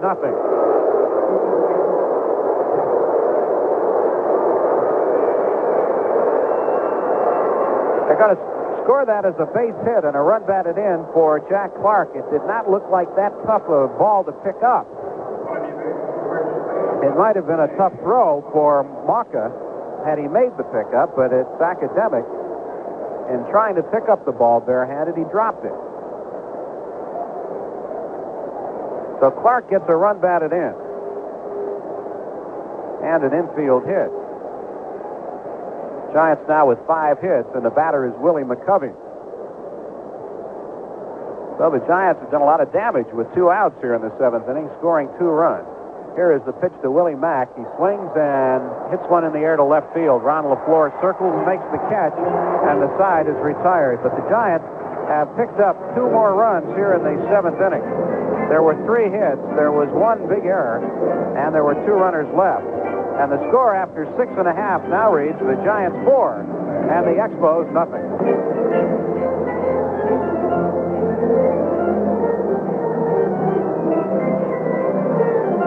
Well, here at Olympic Stadium in Montreal, the fans enjoying the 7th inning stretch, which may be the only thing they have enjoyed so far in this game because their Expos are trailing the Giants 4-0. Montreal will send up Warren Cromartie to lead off the inning against John the Count Bonifusco.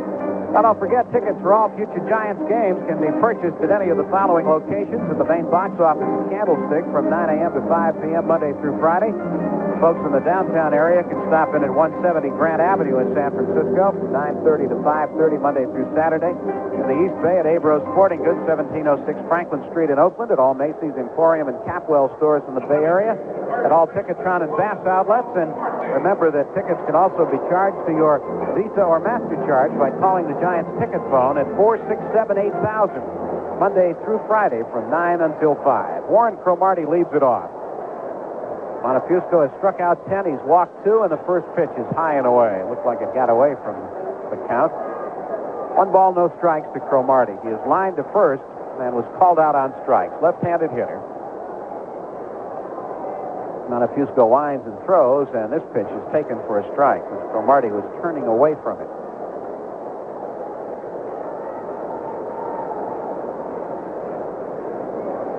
Montefusco has pitched by far his best game of the season, but still a long way from being over. Ground ball to second base, right at Stennett. He'll make the play to McCovey. There's one away.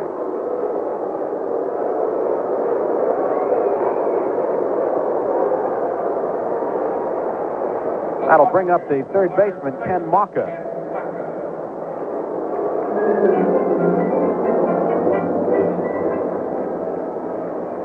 Montefusco's retired 11 of the last 12 men to face him, giving up the walk to Bernazard in the 5th inning. Mauka has doubled and struck out. He drops the bat as if to bunt and takes a pitch high, ball 1. 1 ball, no strikes. Montefusco has 1 complete game, and that was in a victory over San Diego at Candlestick Park. Right-hander throws, and the pitch is high and inside.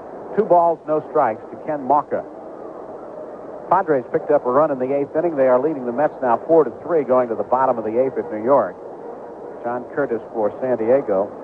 Reardon is the 3rd Mets pitcher of the afternoon. Coble started. Hausman came on in the 3rd. 2-0 pitch on the way to Mauka, and it's fired right in there for a strike. 2-1 the count to the Expos third baseman, batting with 1 down, bottom of the 7th. Giants leading 4-0. Giants with just 5 hits, but they've made the most of them. 2-1 pitch on the way. Strike 2 called to Mauka. 2 balls and 2 strikes. Montefusco got that up a little bit and in, but it was in the strike zone. 2-2. Cincinnati leads the Cubs 3-2, going to the bottom of the 8th at Cincinnati. Here is the 2-2 pitch on the way. Strike 3 called. Another strikeout for Montefusco. 11 strikeouts for the Giants right-hander. Second baseman, Tony Bernazard. And I said earlier that it just looks to me as if the Expos are taking too many pitches. And this is so often the case when a club is not scoring runs. Here's Tony Bernazard, who looks at a pitch, and that's in there for a strike. Expos have scored only 5 runs in 47 innings. Montefusco throws again, and Bernazard check swing ground ball wide of short. Lemaster comes up throwing on to first, not in time. Ball rolls to short right field, but Bernazard remains in first base. That is going to be a base hit for Bernazard. It was a slicing ground ball away from the shortstop Lemaster, who backhanded it and threw off balance. He threw low. McCovey couldn't come up with it, but it didn't matter. Bernazard beat it out. We're going to have a pinch hitter. Roland Office is going to bat for Steve Rogers. Well, that was only the 3rd hit off Montefusco. And it keeps the inning alive. Roland Office will bat.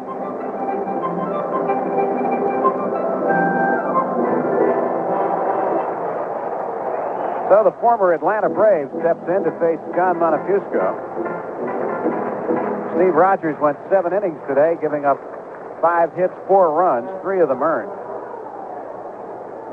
Struck out 6, and he walked 4. 1 of them intentionally.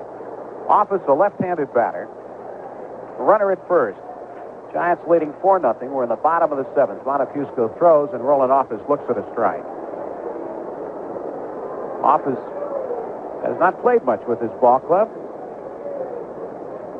In fact, a lot of people wondered what they had in mind for him, especially after LaFleur came here. Here's the pitch, and Office takes low and outside.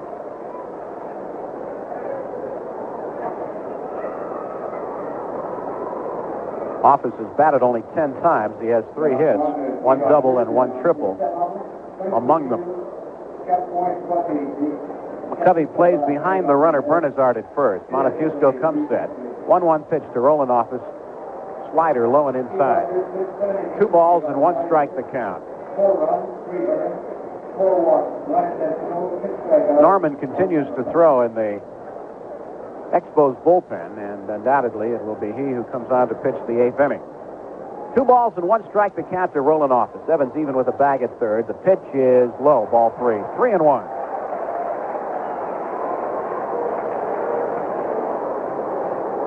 Giants and the Expos in the first of 2. Montefusco, after getting Cromartie on a ground ball to open the inning, had a called third strike past Maka. And Bernazard gets the infield hit. Now he's behind 3 balls, 1 strike to Office and throws, and the pitch is low. Ball 4. So Bernazard moves to second. Roland Office, pinch hitting for Steve Rogers, draws a walk. 3rd walk given up by Montefusco. And that'll bring up the top of the order, Ron LaFleur. It also occasions a conference at the mound among Evans, Milt May, Rennie Stennett, Johnny LeMaster.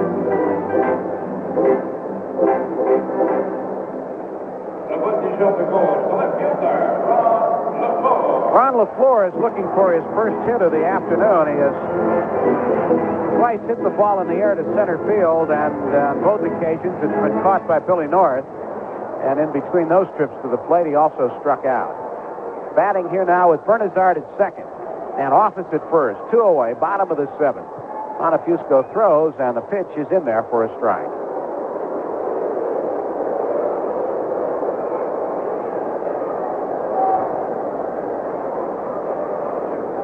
Rodney Scott waiting on deck, hoping he gets a chance to bat here in the inning. Montefusco checks the runner at second base, Bernazard. Delivers to LaFleur outside. 1 ball and 1 strike.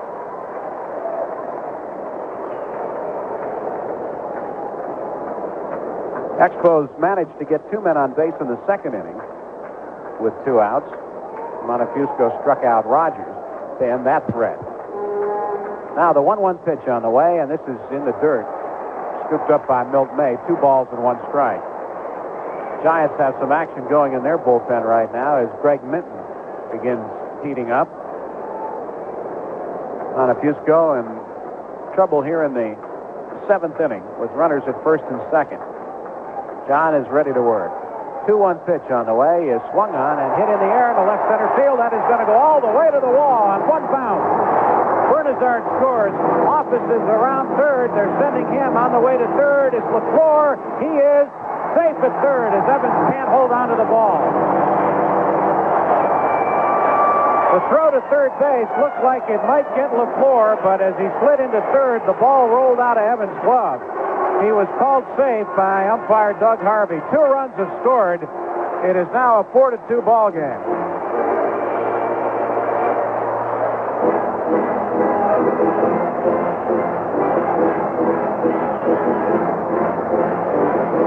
Dave Bristol now is making his way to the mound. The tying run is at the plate. So the 2 runs that the Giants scored in the top half of the inning proved to be very necessary, because without them we'd have a tie ball game right now, and the Expos would have the lead run at third. But as it is, the Giants are still leading 4-2, and the tying run is at the plate. Well, the call has gone out to the bullpen. Dave Bristol has decided that Montefusco has gone far enough. So the call has gone out to the bullpen. We have a break in the action here at Olympic Stadium in Montreal. The score is the Giants 4, the Expos 2. We'll be back in just a moment. Well, Greg Minton takes over for John Montefusco here in the bottom of the 7th inning with a runner at third and 2 outs. Montefusco goes 6 2/3 today. Gives up 4 hits.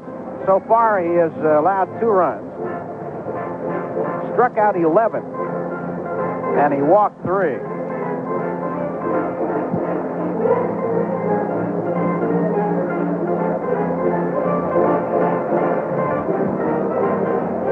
Greg Minton will try to save it now for Montefusco, who can still be the winning pitcher in this ball game, but no matter what happens from here on in, he can not be a losing pitcher if the Giants should end up losing the ball game or falling behind in this inning, because the most runs that can be charged to Montefusco would be 3, and the Giants have 4. Well, Greg Minton this season will be making his 9th appearance, all of them in relief. He's worked 11 2/3 innings, allowed 7 hits, and just 1 earned run. He has walked 4, struck out 3. He has won 1 and lost 1, and has an ERA of 0.75, and has no saves so far. Further note on Greg Minton is that he has pitched 92 1/3 consecutive innings without allowing a home run. The last home run that Minton gave up was on September 6, 1978. That was to Joe Ferguson of the Dodgers, and he has allowed just 1 earned run in his last 25 1/3 innings. But in a situation like this, of course, it's a base hit you worry about because the run would not be charged to Minton anyway. Here's Rodney Scott, switch hitter, batting left. Greg Minton throws, and Scott runs up the bunt, and the pitch is outside and low, ball 1.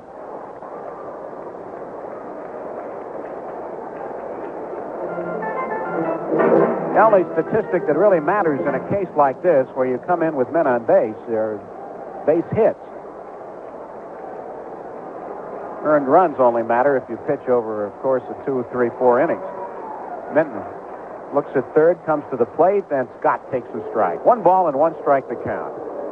So the Expos, after 2 out and nobody on, Bernazard beats out that infield hit to deep short. Keep the inning going, and then the walk to pinch hitter Roland Office set it up for LaFleur's 2-run triple.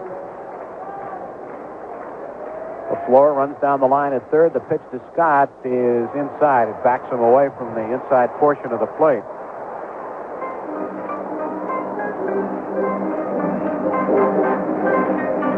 Giants and the Expos in a 4-2 ball game here at Montreal. Minton looks at third. He winds and throws to Scott, and the pitch misses outside. 3 balls and 1 strike. Remember, Rodney Scott represents the tying run. Giants want more action going in their bullpen. There's nobody throwing right now, but there will be somebody momentarily. Looks like Al Holland is making his way down there. Scott standing in with a count of 3 balls and 1 strike. Minton kicks and throws, and the pitch is low, ball 4. The tying run is on. And the batter will be Andre Dawson. So Minton surrenders a walk to the first man he faces, and Dave Bristol is on his way to the mound right now. Giant skipper walking ever so slowly as he gets out there to talk with Minton.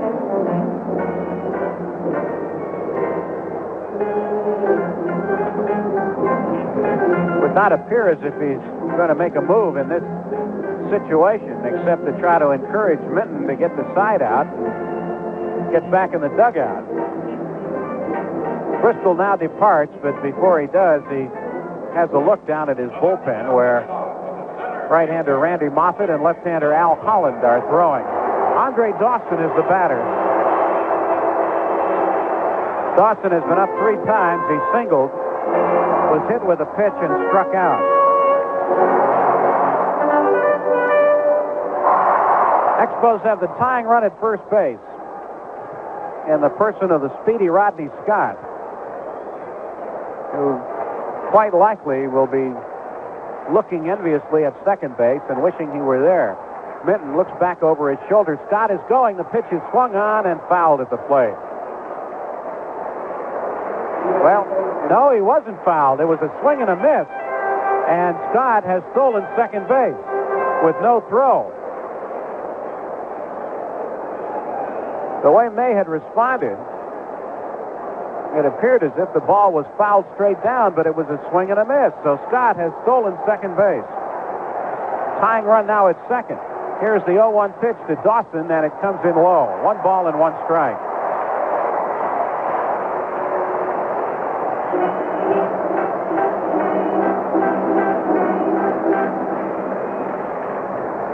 With Scott running on the pitch and the swing and the miss, May did not come up even to bluff a throw.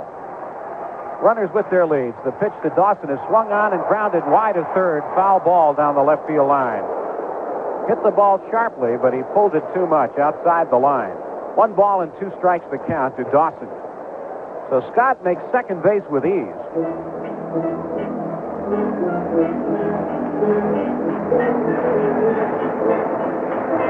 Well, this rally by the Expos here in the 7th inning has given the home folks something to get excited about for the first time all afternoon.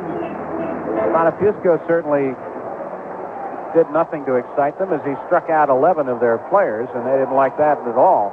But they've got a chance to tie it up here in the 7th inning. LaFleur at third, Scott at second. 1 and 2, the count to Dawson. Greg Minton looks at LaFleur, now steps off as LaFleur is really trying to rattle Minton.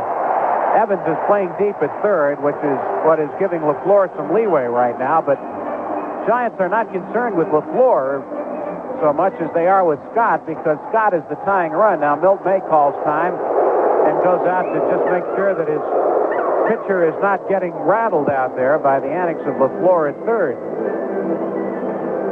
He is not the guy you have to worry about here. LaFleur does not figure to steal home on you with his club trailing by 2 runs. Got to concentrate on the batter right now with a count of 1 ball and 2 strikes. Runners at second and third. Roar of the crowd building here at Montreal as Minton takes a long look in. The right-hander comes set. Here is the 1-2 pitch to Dawson, and it is grounded to shortstop. LeMaster has got it on to first. Side is retired, and Minton comes on and does the job, getting Andre Dawson on a ground ball to end the inning. The Expos, however, come up with 2 runs. They had 2 hits. There were no errors, and they leave the tying runs on here in the 7th inning. The score after 7 reads Giants 4, Expos 2. The Expos bring on Fred Norman to start the 8th inning after starter Steve Rogers went to first 7. The line on Montefusco is complete now. 6 2/3 innings, 4 hits, 2 runs, both of them earned. He struck out 11 and he walked 3. Montefusco's career high in strikeouts is 14, so he ended up 3 short of that. In fact, he did that against the Montreal Expos back in 1975. For Fred Norman, this is his 10th appearance this season. He's worked 15 1/3 innings, given up 17 hits and 10 earned runs. He's walked 4, struck out 12. He has no won or loss record, and he has an ERA of 6.0. Terry Whitfield leads it off for the Giants here in the 8th. Whitfield doubled in the first 2 runs of the ball game in the first inning. Since has struck out and was walked intentionally. Left-hander against left-hander. Norman throws, and Whitfield swings and misses at a breaking ball. 0-1 the count. Giants 4, Expos 2, top of the 8th. Second game, Bill Lee for Montreal, Ed Halicki for the Giants. The pitch to Terry Whitfield, he runs up to bunt, and the pitch is in there for a strike. So Whitfield falls behind in the count. No balls, 2 strikes. Fred Norman last year with the Cincinnati Reds. In fact, had been with them for 6 seasons, going back to 1974, but became a free agent and was signed by the Expos.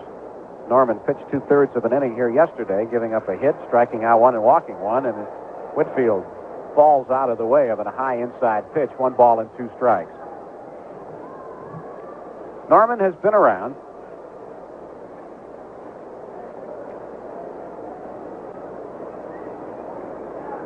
"37 years old. Started in organized baseball in 1961. The then Kansas City A's organization. 1-2 pitch to Terry Whitfield outside. 2 balls and 2 strikes. Play Whitfield straight away. Terry peering out over that right shoulder, and the pitch is swung on and hit into right center field. That is going to go all the way to the wall. Dawson chases it down. Whitfield is around first, tearing for second, which he will reach standing up. Whitfield, a leadoff double here in the 8th inning. So the Giants get a runner to second base with nobody out, as Whitfield has his second double of the ball game, and it comes against the left-hander Fred Norman. That'll bring up Rennie Stennett.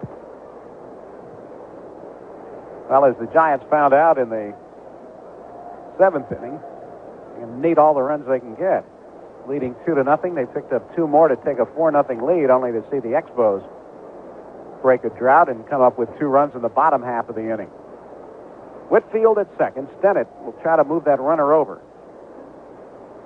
Rennie is hitless so far in 3 trips to the plate, having hit the ball on the ground all 3 times. He squares off the bunt, drops one sharply toward the mound. Norman is going to go to third base.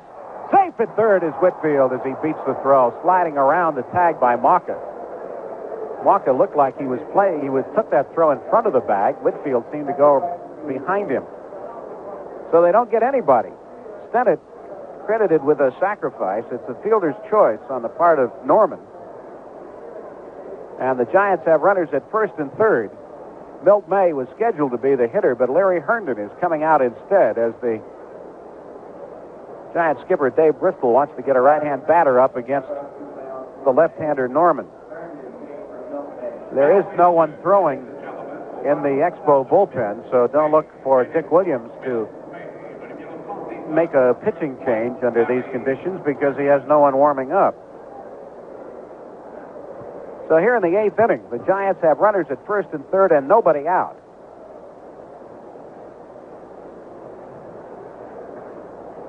Situation in which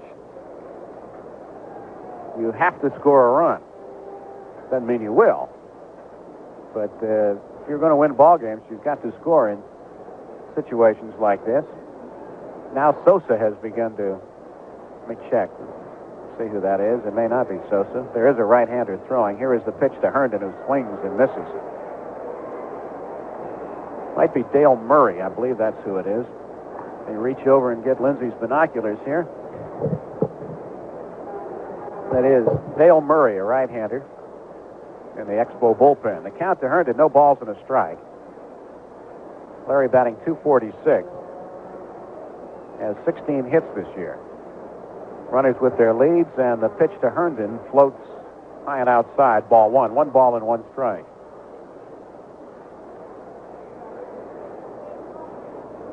In pinch hitting efforts, Herndon has batted 5 times and has 2 hits.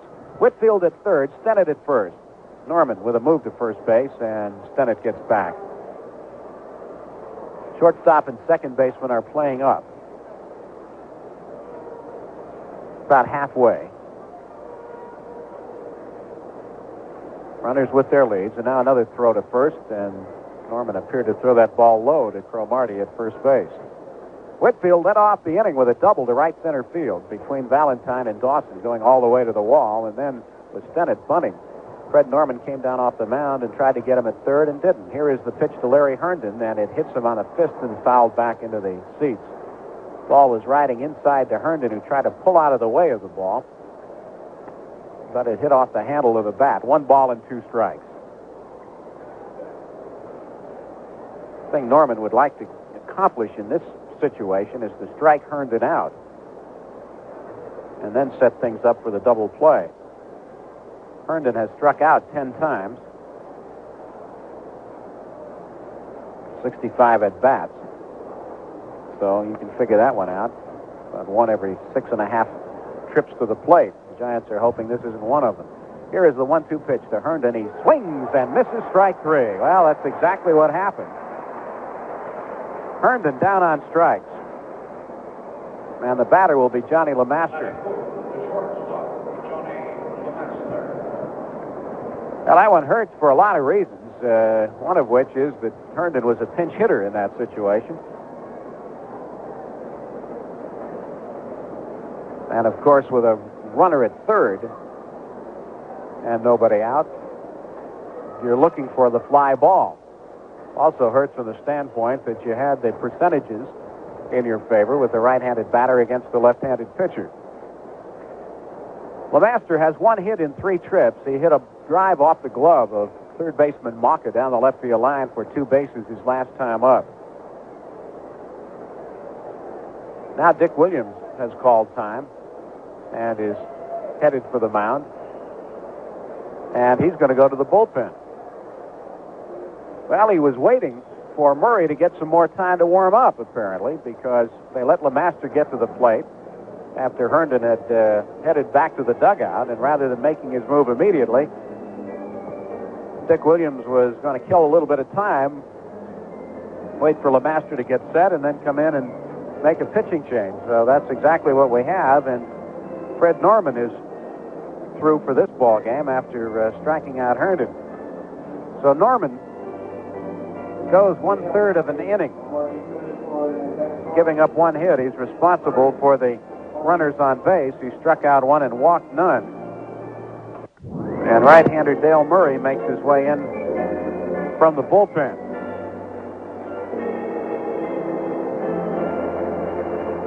Well, Freddie Norman got himself a big strikeout.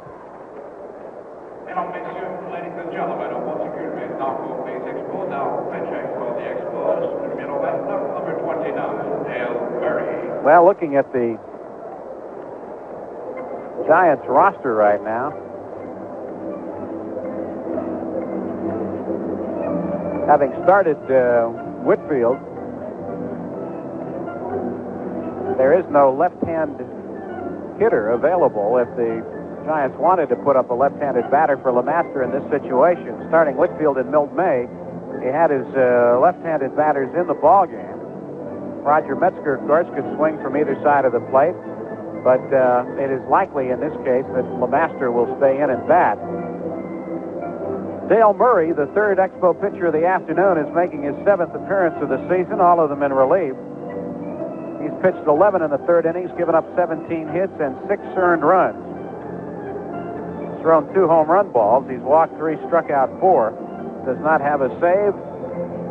He has won none and lost none and has an ERA of 4.91. On the scoreboard in the American League, going to the bottom of the 8th inning at Toronto, it is the Blue Jays 6 and the Cleveland Indians 5. Otto Velez has hit 2 home runs in that ball game. One was a grand slam in the first inning, and he's added a 2-run shot in the 5th inning. No, I'm sorry, in the 8th inning, his 5th of the year. So Toronto actually has come up with 2 runs in the bottom of the 8th inning, and there's at least 2 runs. They've extended their lead now to 8-4. Other home runs, George Orta, his 2nd. Toby Harrah, his 1st. Gary Alexander, his 1st. Here's LeMaster. Dale Murray throws. LeMaster swings and doesn't get it. Milwaukee 4, Chicago 1 after 5 innings at Chicago. Yankees lead Minnesota 7-0 after 3.5. Reggie's homered in that ball game. Whitfield off third. LeMaster swings and hits one into short center field, and it's going to drop for a base hit, fielded by Andre Dawson, who's going to throw to the plate, but they won't get Whitfield. Whitfield held up at third base as that ball was hit into center field. He thought perhaps that Dawson might be able to catch it. And the ball dropped in front of him, and on that AstroTurf, of course, it gets out there in a hurry, and Dawson actually thought he had a play at the plate, but Whitfield came in. The throw was high, and Whitfield scores. LeMaster has a run batted in, and the Giants now lead 5-2 with runners at first and second. That run is charged to Fred Norman. Base hit given up by Murray, so LeMaster comes through with a clutch hit on an 0-1 pitch, singling to center field. Stennett goes to second base. And Greg Minton is going to bat. Pitcher, Greg Minton. Well, this is a sight one does not often see. In Minton's case, we haven't seen it all year. It's the first time he's batted this season. Left-handed batter. Murray throws. Minton drops a bunt out in front of the plate. Is it a fair ball or not? What have they called it? Foul ball. Gary Carter picked it up and whipped it to Mauka at third. They were going to start a force play at third base and hopefully on their part convert it into a double play.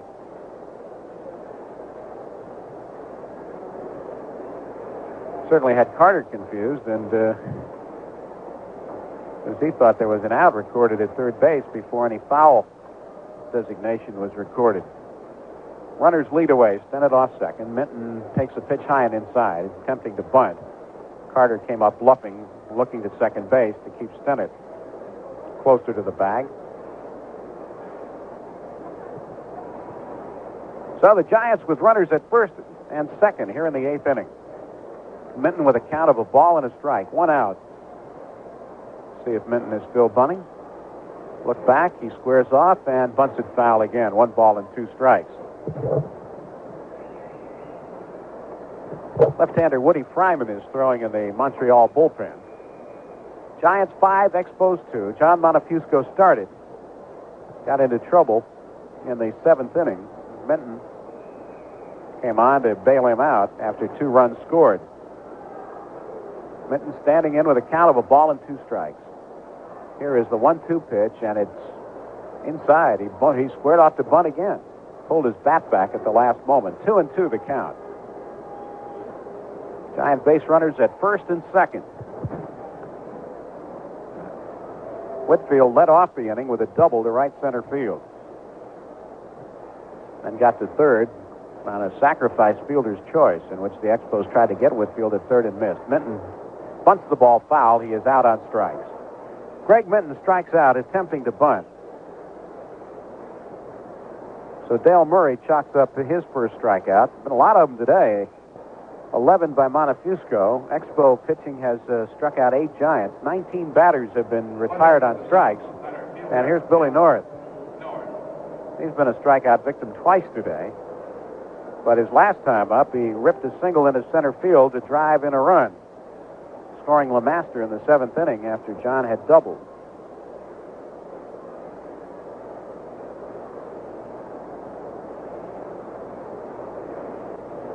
Dale Murray, the right-hander who is in his second tour of duty with the Expos, having gone to the Mets in between, throws to Billy North, and he looks at a ball down low. 1 ball and no strikes. Murray is a native Texan.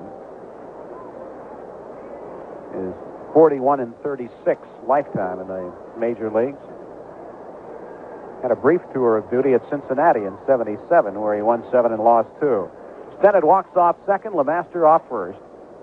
North with a count of a ball and no strikes. Murray from the stretch comes to the plate, and Billy swings and fouls it. Ball trickles back behind home plate. 1 ball and 1 strike. Kansas City 4, Boston nothing after 4 innings at KC. Detroit failed to score in the first inning at Oakland. Milt Wilcox against Rick Langford in that game. Murray taking a long look in now at catcher Gary Carter. North waiting. 1-1 pitch on the way is high and away. Missed badly. 2 balls and a strike. First game is over at New York. San Diego defeated the New York Mets 4-3. Cincinnati beat the Cubs 3-2 in the first of a doubleheader at Cincinnati. A lot of doubleheaders today. Here's the pitch to Billy North, and that misses outside. 3 balls and 1 strike is the count. Darrell Evans on deck, 2 out. We're in the 8th inning of the opener of this doubleheader. And the Giants, hoping to make it 2 in a row over the Expos, are leading 5-2. Murray looks back, throws to Billy North, who swings and fouls it out of play. Count now is full, 3 balls and 2 strikes. Philadelphia got 4 runs in the 6th inning. Home runs by Lazinski and Boone, but they still trail the Dodgers 9-4 going to the 7th. Pittsburgh leads Atlanta 6-3 after 4.5. Houston 3-1 over the Cardinals after 5. North steps out. 3 balls and 2 strikes the count. 2 outs.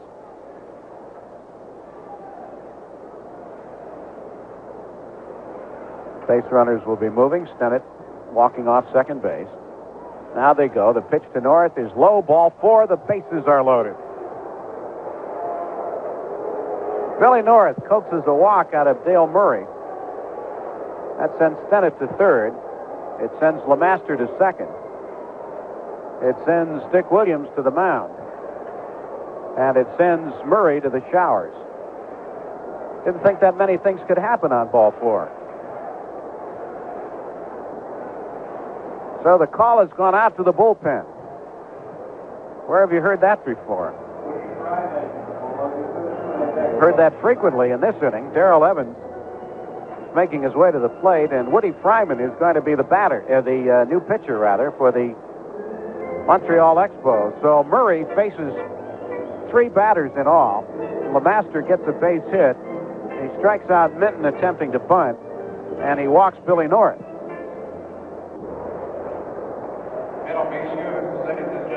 So the left-hander Woody Fryman will come in. As the Giants have managed to load the bases, they have picked up an additional run here in the 8th inning to lead it 5-2. Well, Woody Fryman is appearing for the second time in this series. He pitched here Friday afternoon. He worked a third of an inning. In the Expos victory over the Giants 4-3, a game that was eventually won by Stan Bonson, who got credit for the victory when the Expos scored a run in the bottom of the 9th inning. But Fryman came in and made an important contribution.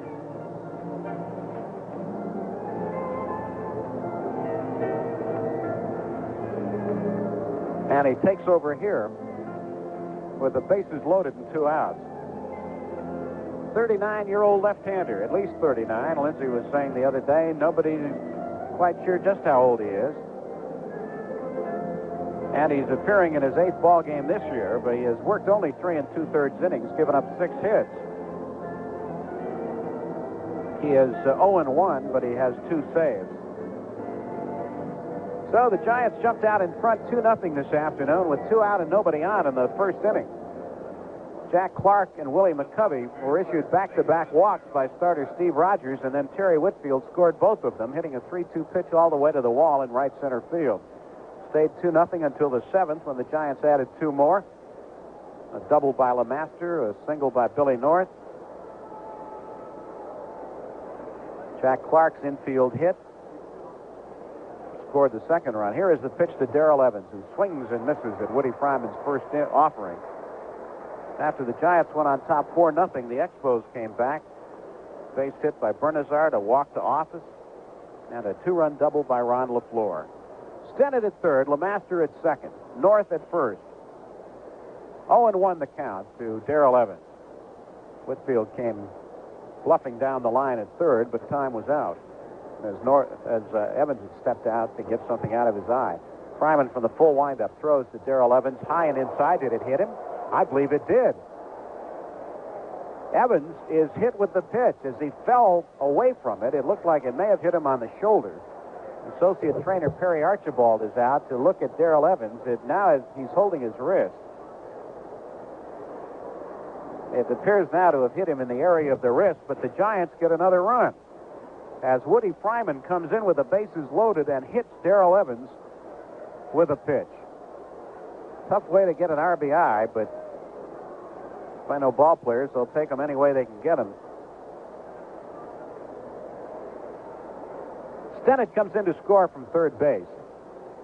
LeMaster goes from second to third. North moves to second, and Evans is on at first. The bases remain loaded, and the Giants have picked up their 6th run of the ball game. As I recall, this is only the second time all season that the Giants have scored more than 5 in a game. And the most they scored was 7 in the home opener at Candlestick Park, which they won 7-3 over the San Diego Padres. So Rennie Stennett comes in to score from third base. Giants doing a lot of damage with 2 outs in this inning. Jack Clark, the batter, he had an infield hit to score a run his last time up. A Fryman fastball misses ball 1.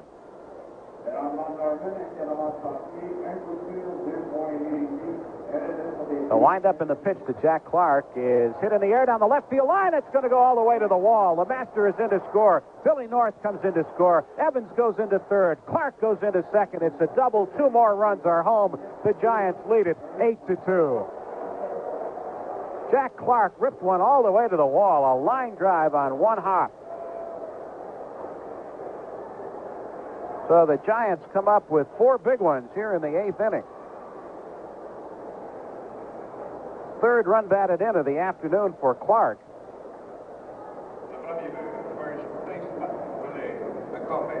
And the batter is Willie McCovey. Runners at second and third. Fryman throws to McCovey, who swings and misses. McCovey has walked and scored a run, struck out, grounded out, and flied to left field. Evans at third, Clark at second. Here is the pitch to McCovey, and this ball is hit to second base on a bounce where Bernazard has gotten it. He goes to Cromartie. The side is retired. The Giants send 9 men to the plate in the 8th inning. 4 of them score. There were 3 hits. There were no errors, and there were 2 left. And the score after 7.5 now reads the Giants 8 and the Expos 2. As we go to the bottom of the 8th inning, Mike Stade has come in to catch for the Giants after Larry Herndon pinch hit for Milt May. So Stade takes over behind the plate. For the Expos, Ellis Valentine will lead off the inning. Now the Giants came up with 4 runs in that 8th inning.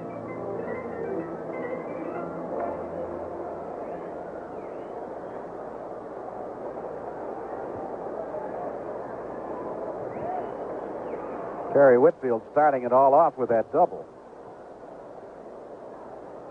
Ellis Valentine standing in as Greg Minton, the second Giant pitcher of the afternoon, throws, and the ball is hit foul back and out of play.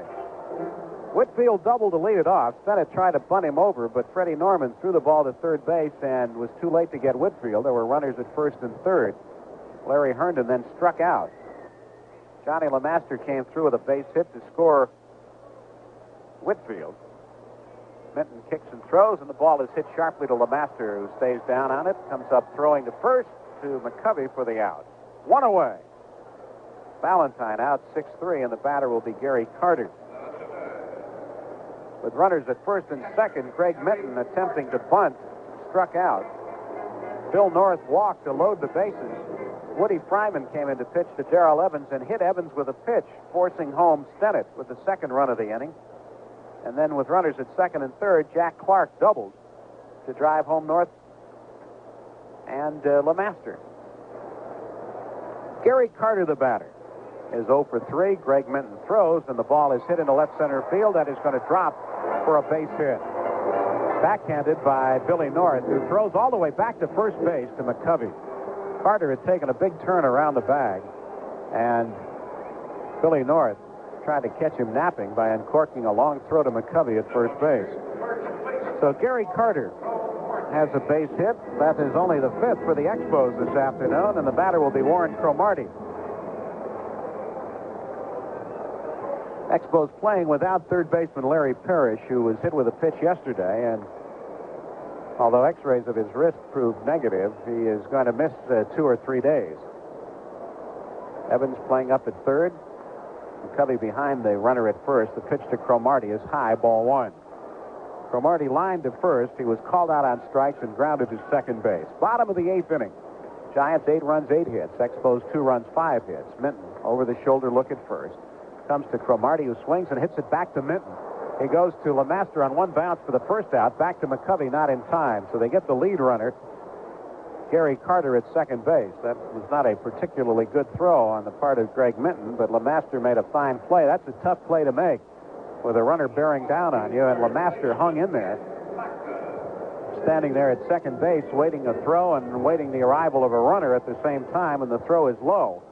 That's not exactly your way to spend a Sunday afternoon, but LeMaster hung in there, and they got the force play. 1-6. So Cromartie reaches, and the batter is Ken Maka. 2 down here in the 8th inning. Maka has doubled and has struck out twice, and the first pitch from Minton is low, ball 1.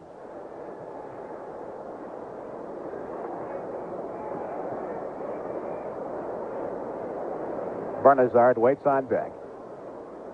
Minton throws again, and this pitch is low, ball 2. Minton likes to throw that sinker ball, keeps the ball down, but he's kept the first 2 a little too far down. 2 balls, no strikes. Maka has a look at Ozzie Virgil at third.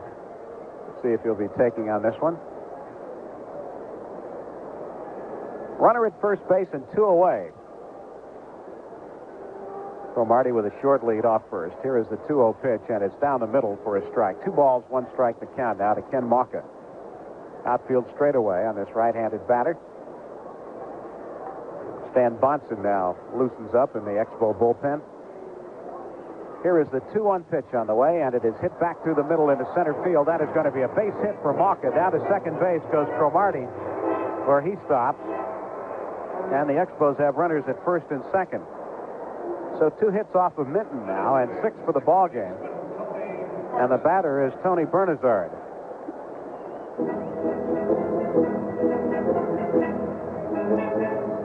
So the Expos try to stir something up here in the bottom of the 8th inning. They're trailing by 6 runs. But they have the kind of a ball club that still has to scare you, even though they have not been scoring a lot of runs recently. They still have the potential. If you can string an inning out long enough so that you can get LaFleur and Dawson, Valentine, people like that to the plate, then you can find yourself back in business in a hurry. Bernazard, a switch hitter, batting left-handed. Been on base 3 times today. Twice he's walked. Had an infield hit in the 7th inning to begin a 2-out rally, which saw the Expos come up with 2 runs. In addition, he has a stolen base. Cromartie off second. Here is the pitch to Bernazard. Hit in the air into center field. A base hit. North charges. They're waving Cromartie around. Here comes North's throw, and it's nowhere near in time. Cromartie scores. It's an 8-3 ball game. Stopping at second base is Mauka.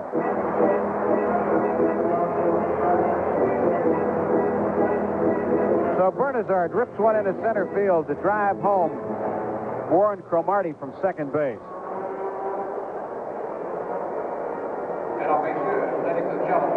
And we're going to have a pinch hitter now. This is Tommy Hutton. Tommy Hutton is going to bat for Woody Fryman. Left-handed batter and a very successful pinch hitter. It's a role that Hutton has filled quite well with this Montreal ball club.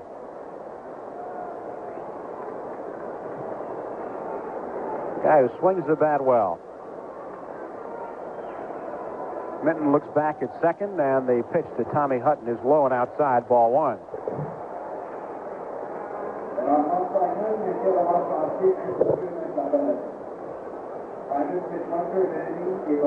Hutton has been at bat only 8 times this year with 1 hit. Runners with their leads. Mauka off of second. The pitch is on the inside corner for a strike. Bernazard is the runner at first. Giants lead 8-3.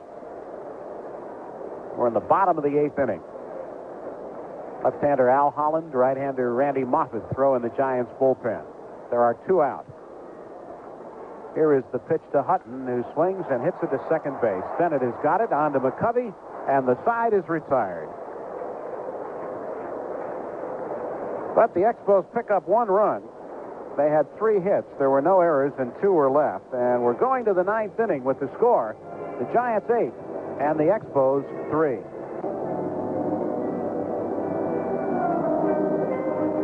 Right-hander Stan Bonson becomes the 5th Montreal pitcher of the afternoon.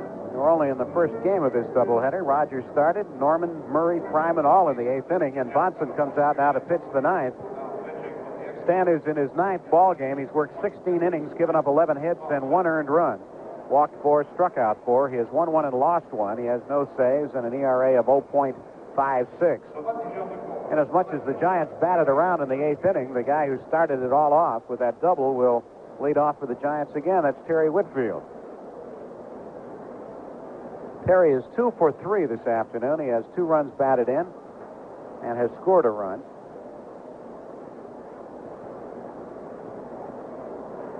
Giants leading 8-3, their highest run total of the season. This is game number 23. Bonson winds and throws to Whitfield, breaking ball down low. 1 ball, no strikes to count to the Giants left fielder, Terry Whitfield, top of the 9th.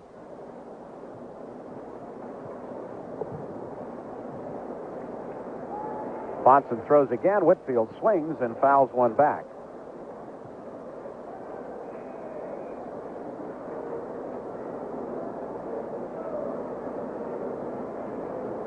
Well, do you realize this is the 2nd game in a row the Giants have gone to the top of the ninth inning, not trailing. Yesterday they were tied 2-2 and got a run in the ninth inning and won it 3-2. Pitch to Whitfield is swung on and grounded back at first. Big hop into the glove of Cromartie, who races to the bag ahead of Terry for the out. Ball looked like it may have caught a seam and skipped up on Cromartie, but he stayed with it to make the play. One away. Batter is Rennie Stennett.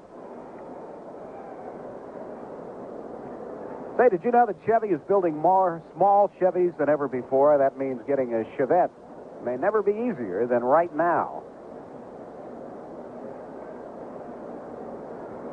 Pro basketball action today. The 76ers leading the Lakers 28-26 at the end of the quarter. Rennie Stennett, the batter. Bonson throws, and it's a curveball low and outside, ball one. Stennett is 0 for 3. He sacrificed his last time up and reached first base when Fred Norman's attempt to get Whitfield at third failed. Here's the pitch to Stennett on the outside corner. 1 ball and 1 strike. Ed Halicki against Bill Lee in the nightcap of this doubleheader.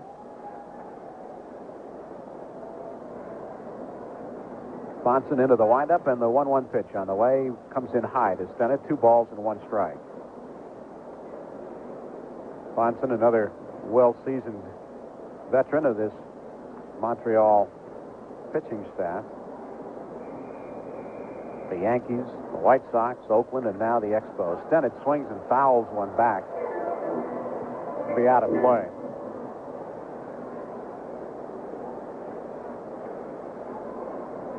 All but the barest portion of first base and a wider area of right field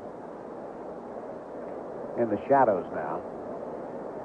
Here's the 2-2 to Rennie Stennett, and it's on the inside corner for a called strike 3, and Stennett is furious and had better get out of there in a hurry before he's asked to leave the ball game by Nick Colosi. Rennie Stennett was halfway to the dugout to begin with as that pitch was coming in, and all of a sudden it was called a strike as it broke at the last moment. And Stennett, who can get a little bit unhappy and express himself, he is furious. He throws his helmet down on the ground. It bounces out, and I have a feeling he's going to start jawing from that dugout unless somebody calms him down. Here is the pitch now to Mike Sadek, and it comes high and inside, ball one. Stennett's got a little bit of a temper. Bonson throws, and there's a drive in the left field, a base hit. Mike Sadek pulls a breaking pitch through the hole between short and third, and Sadek is on. So a 2-out single here in the ninth inning. And that'll bring up Johnny LeMaster. Well, just as I suspected, here comes Colosi. I knew Stennett wasn't going to take that one laying down. Stennett now is walking all the way to the far corner of the dugout. Bristol has come out. Now Bristol is talking with Colosi.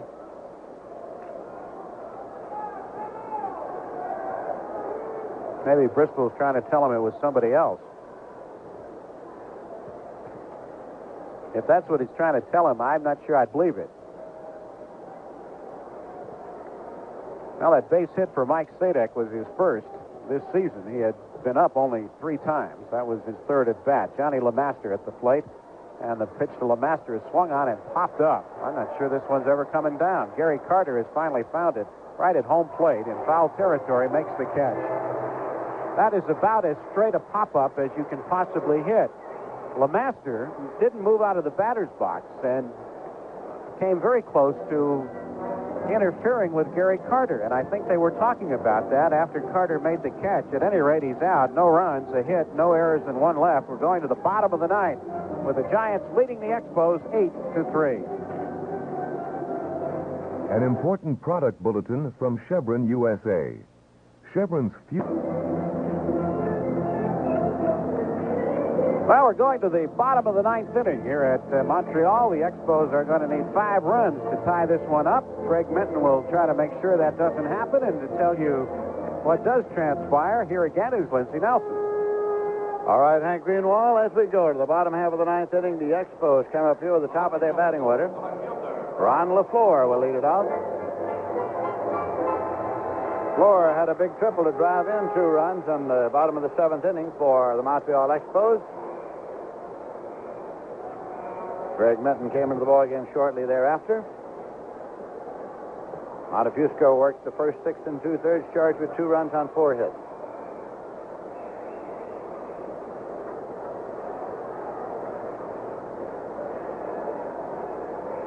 Minton into the motion now, and his pitch is in there for a call strike to the right-hand batting Ron LaFleur. Nobody on, nobody out as we start up here with the bottom half of the 9th inning. First game of a doubleheader at Montreal's Olympique Stadium. Minton again kicks and delivers, and the pitch is low for a ball. It's 1-1.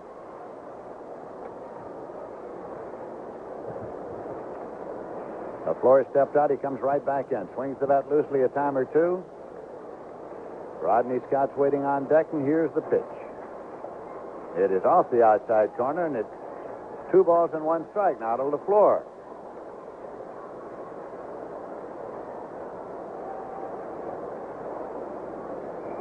Minton rocks and offers 2-1. Swung on and missed. It's 2 balls and 2 strikes now to LaFleur. Pitchers of record right now are the pitchers who started the ball game. John Montefusco is the pitcher of record for the Giants, and Steve Rogers is the pitcher of record for the Montreal Expos.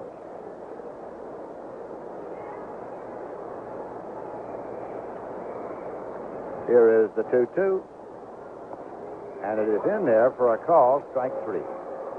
So Minton gets a strikeout, 1 away, and that'll bring up Rodney Scott. Scott has gone 0 for 3 on a walk, has had 1 stolen base. Switch hitter batting left. Ed Olympique scheduled to pitch the second game of the doubleheader here today for the Giants, and Bill Lee for the Montreal Expos. Here's Minton into the motion. Pitch is swung on and missed. It's strike 1. That's the 12th Expo to be set down on strikes. Montefusco getting 11 of them, and 5 of them have been called third strikes.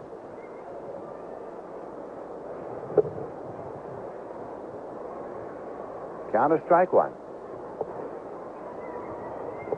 Here is a swing and a foul ball. Comes back off the screen and out of play. 2-strike count now to Rodney Scott. Steps well back out of the batter's box. Andre Dawson has moved out toward the on-deck circle. Outfield defense set up straight away against Scott. The shortstop yesterday and today for the Montreal Expos. Here is Minton again, rocking and delivering. Pitch is low for a ball. It's 1-2. Scott stays in there. Minton's ready to work once again also. This is a 1-2 offering. Swung on, hit on the ground through the hole into right for a base hit. Picked up and played back by Jack Clark. Rodney Scott with a ground single to right. We pause for station identification. This is the San Francisco Giants Baseball Network. KNBR San Francisco, I'm Ken Dito standing by for another Sunday edition of Sports Phone 68. Call me and we'll talk about today's game and other sports today at 5 on KNBR 68.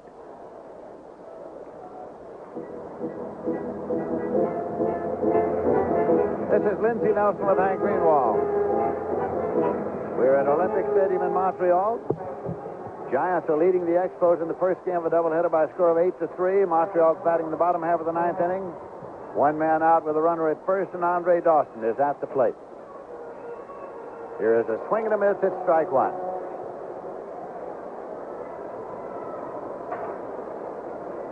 Minton working in relief in this ball game. Giants are going to pump up their bullpen once again. Lefty-righty. Al Holland is down there, and so is Randy Moffett. Here's Minton with the pitch, and it is low. Stade can't handle it. It's over in front of the dugout. He tries to run it down, and moving to second is Rodney Scott. So Scott turns and holds as the ball is run down by Stade. Wild pitch. A wild pitch.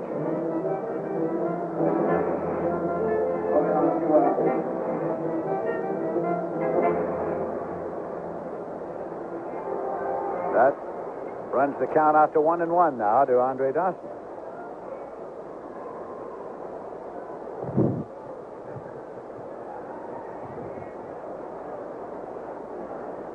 Ellis Valentine has moved up on deck.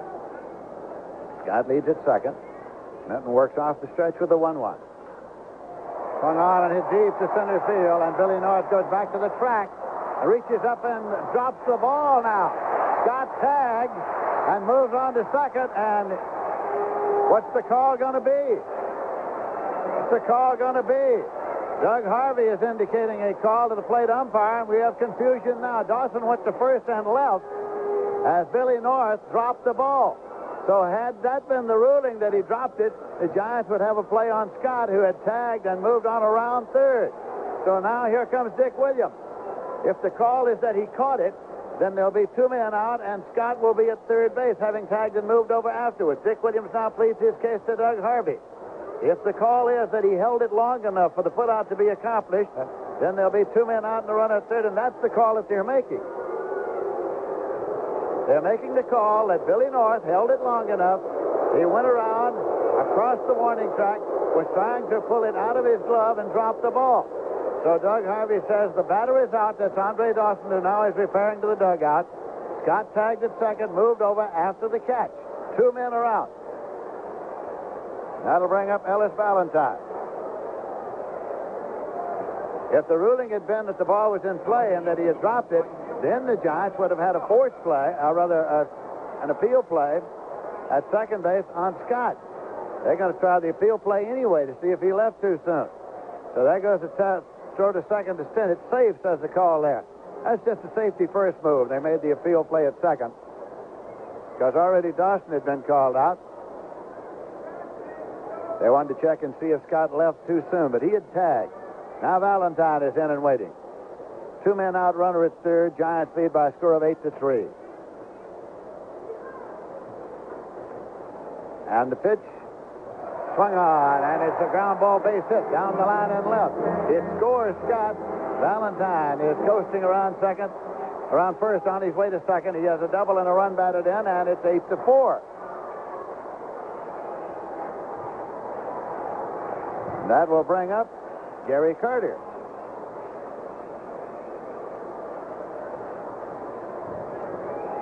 Notice of the catcher, Gary Carter. The hits are all even in the ball game now at 9 each. Gary Carter coming up, 2 men out and a runner at second. This ball game is extended past the 3-hour mark now. First game of a doubleheader in Montreal on getaway day for the Giants, who will be flying to St. Louis at the conclusion of this twin bill. Pitch to the right-hand batter, and it's in there for a call strike.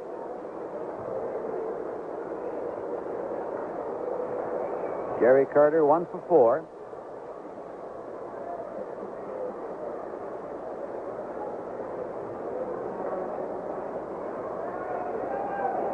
Greg Minton sets up off the stretch. Valentine leads at second. Swing and ground ball to second. Taken by Rennie Stennett. He plays it over to McCovey, and the ball game is over. As the Giants have won the first game of the doubleheader. In the 9th inning, there was 1 run on 2 hits, no errors, and 1 man left. So the Giants have won the first one, and here are the final totals. For the Giants, 8 runs on 9 hits and no errors. For Montreal, 4 runs on 9 hits and 1 error. John Montefusco gets the win. His second. He's won 2 and lost 3. He pitched 6 2/3, and in that time he struck out 11 and walked 3. And Steve Rogers started and took the loss. He is also 2 and 3 for the Montreal Expos. Once again, the final score: Giants 8, Montreal 4.